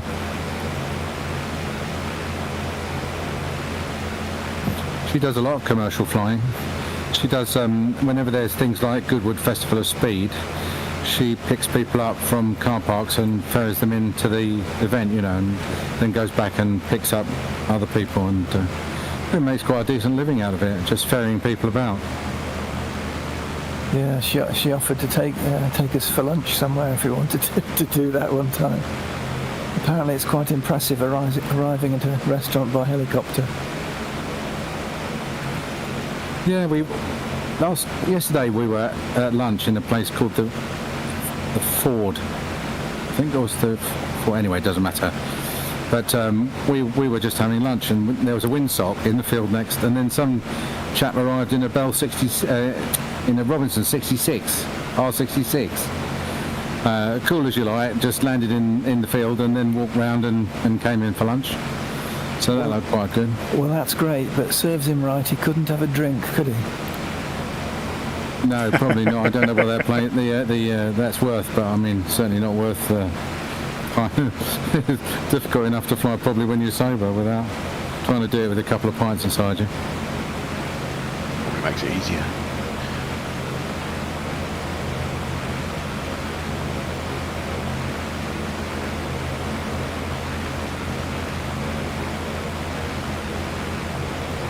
Well, I'm pleased to hear there's some chance that Manston might be coming back. Well, most of the people do, funnily enough, do want it as an airport, but then there's a lot of resistance, you know. There's one woman in particular, there's always one, who's constantly taking them to the High Court at the moment because she's claiming that their proposal to reopen it as an airport doesn't fit in with their zero carbon targets. And so it should be disallowed on those grounds. But everybody's approved it, right away from the council right up to the Secretary of State has approved it. But she just keeps delaying it because she knows she can delay it through the courts. I'll bet you 20 quid the flight path's over her house. Well, unfortunately, because it's right next to Ramsgate. Or it will be afterwards. Yeah, it's over everybody's house. Will be if I have my way. Reminds me of Mr. Lee Kuan Yew out, and he had the right answer. When people like that obstructed what was best for the future, they got a little holiday, didn't they? I think we should make her an offer she can't refuse. I was going to say they didn't have a return ticket though, did they, Alice? They did when the project was completed. They were allowed to return home. Apparently, that's the story goes. That's why he made so much progress in such a short time.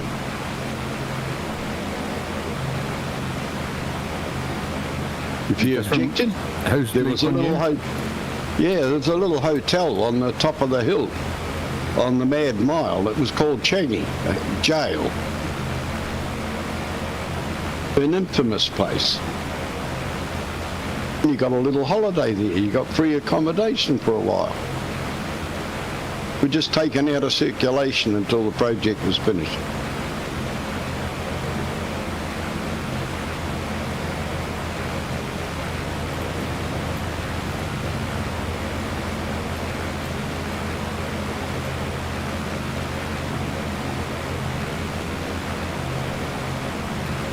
There's quite a few people on the flight tonight. I'm just looking behind me at the cloud of labels. I think you've got one of the biggest flight followings for a live flight going. Gripperson doesn't have this many people. It's quite funny that we don't set out to look for people.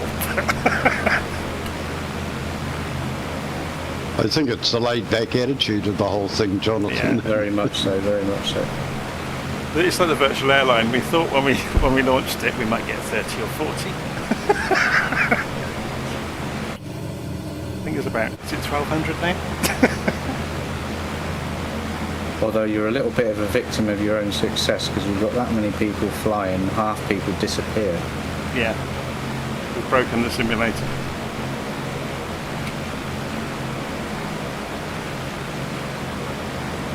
There's no flaps on the tri-motor, is there? No flaps, no gear. I think it predates them. No, I've got wheels, I've got gear. Well, if you've got wheels, you haven't got brakes.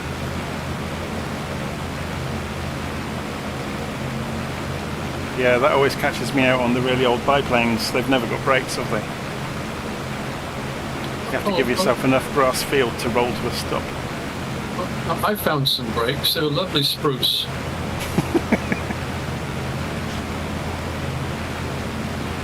You know, if you fly that Newport, you have to set up an engine interrupt to be able to get the blankety-blank thing to stop.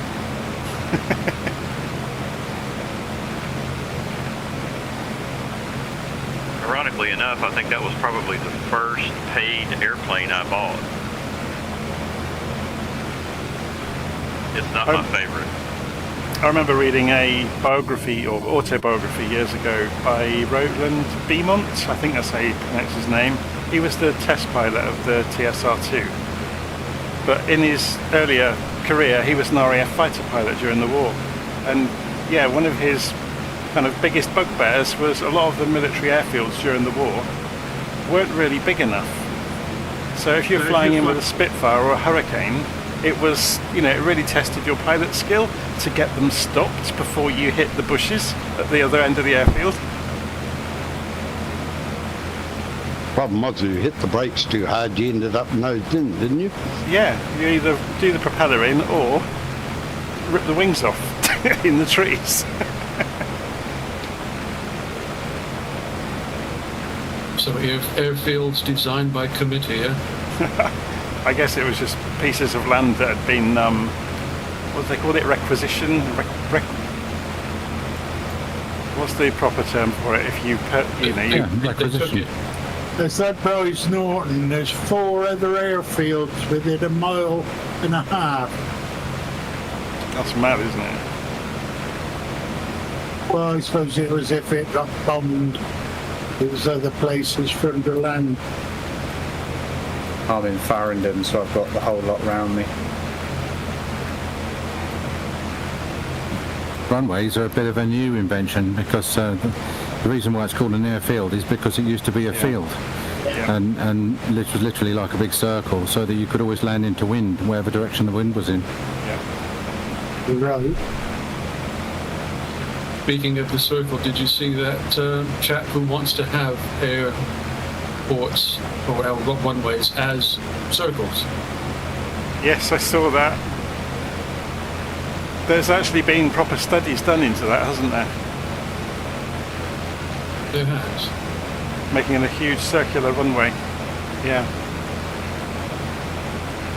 They got ILS at Marthas if you want it, guys. 108.7. I'm going down to the lagoon first to go and see where Jaws was filmed. Oh, thanks for the ILS, man. You're going to need a bigger aircraft.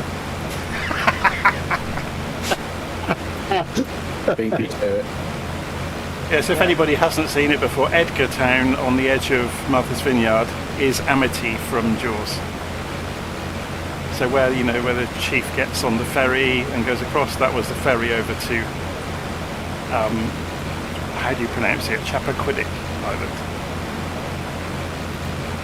So I wouldn't try flying under the bridge. Yeah, you get your wheels bit off. You don't want to go swimming. Well,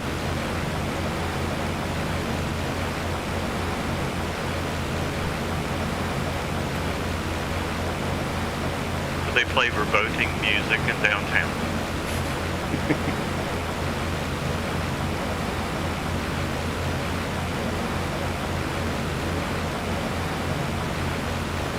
Great, I've got the Stims ATC telling people what to do. I've had the damn thing all flight, I can't switch it off. Can you not just detune COM1? Nope, tried that, it follows me. You've got a stalker. Yep. Do you have AI assist turned on? Yeah, I think if you ask your co-pilot to handle the comms, then he will constantly retune the radio. I'll check that. Yeah, I just switched comm over to something else and it stopped.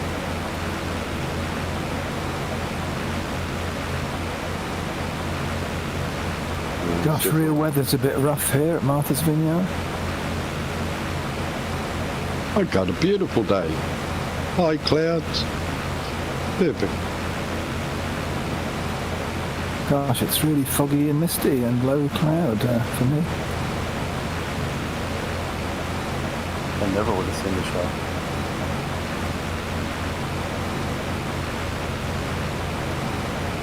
I didn't come all this way not to see anything.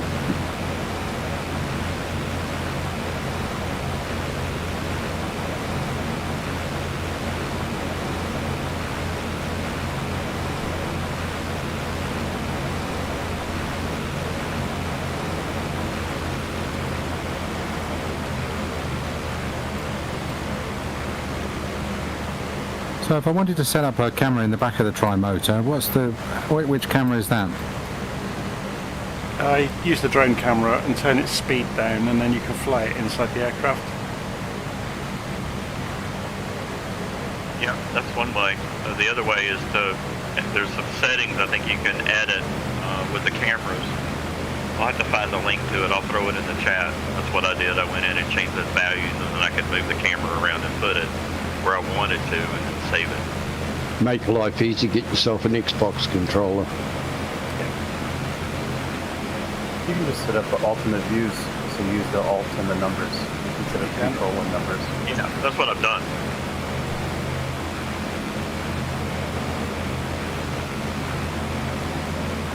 Okay, that's good, thanks. Perhaps I'll save a few views. I don't think I'm ready for mushrooms yet. There's a file on FSTO that allows you to have alternate views for country population.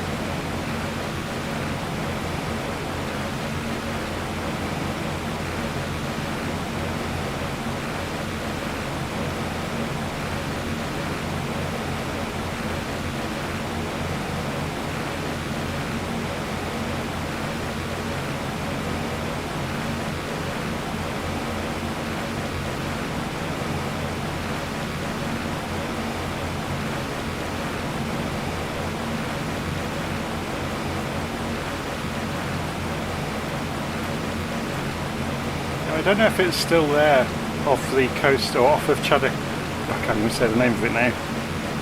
What's the island called again? Chappaquiddick Island. Chappaquiddick, yeah. Yeah, the trolley that the shark was filmed with in Jaws, they beached it and left it there, so you could actually go and find the remains of the trolley for many years. But I think it may have been cleaned up now. I think they were worried about people actually injuring themselves on it. So, rusted bits of metal sticking out of the beach.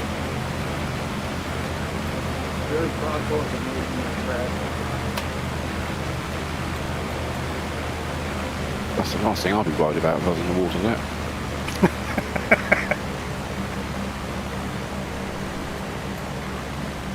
When I was in Hawaii, they very proudly showed us on the Jurassic Park tour the log that the dinosaur jumped over when it jumped towards the audience, and no one had taken the slightest bit of care to try and preserve it. It was just like a pile of dust, and I thought, this is like, and it was the main attraction on the tour, because spoiler alert, there are no dinosaurs on this tour. So we went to see this pile of dust, and I thought to myself, do you know what, you could have at least have slapped a bit of creosote on it, something, just to try and make it last a few more years. But no, apparently that's not the way they do things.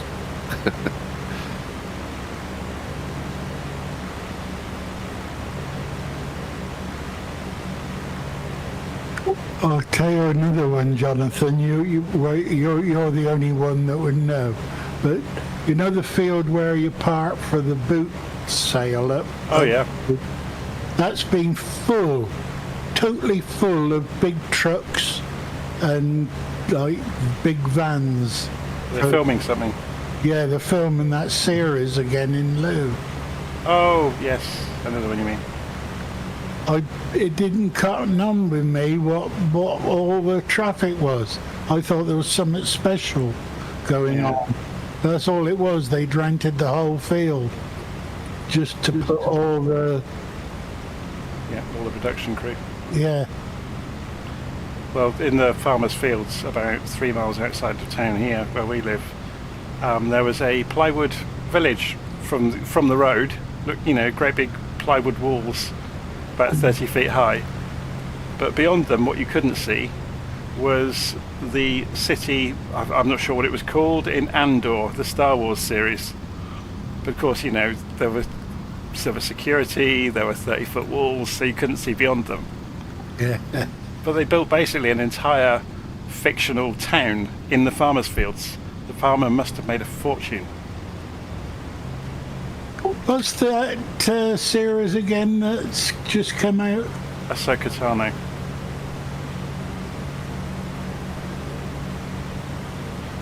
And you say that's on Disney Plus? Yeah, all of the Star Wars series are on Disney. Yeah.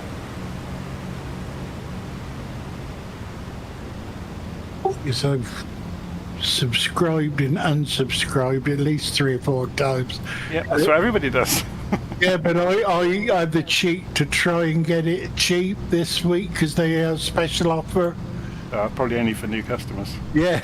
They messaged it and said it's only available for customers that not been on, you know, subscribed 2 or 3 times.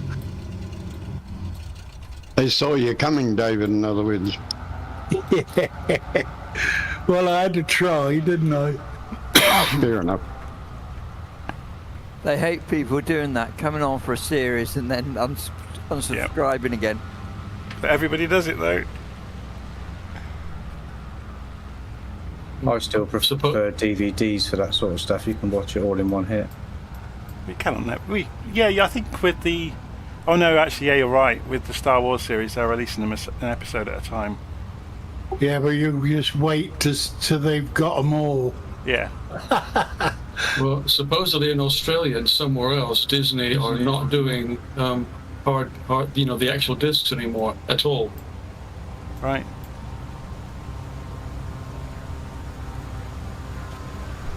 It does kind of... Sorry, go on. Everything's streamed down here now. Yeah. It does kind of ruin it. Yeah, it does kind of ruin it, doesn't it, though? If an entire series is available in one lump. And you binge watch it. Yeah, but then you don't get to talk with people about it because you've seen all of it. Talk with people? What is this thing you mentioned? Oh, that's that thing we used to do, isn't it? It's the office call moment, isn't it? That's icky. Yeah, I'd forgotten that people don't anymore. I've still got the full box set of Red Dwarf on DVD. Oh, fantastic program. I think I've got a box set of Auf Wiedersehen Pet for the first 2 series on nice. DVD. I have to make do with Poldark. I got Lovejoy as well. Right, I'm going to stop the live stream. I have parked on the ground. I think everybody's now come down mostly. Right, thank you, Joe. Awesome. Awesome flight as always. Yep, thank you very much. It was really good.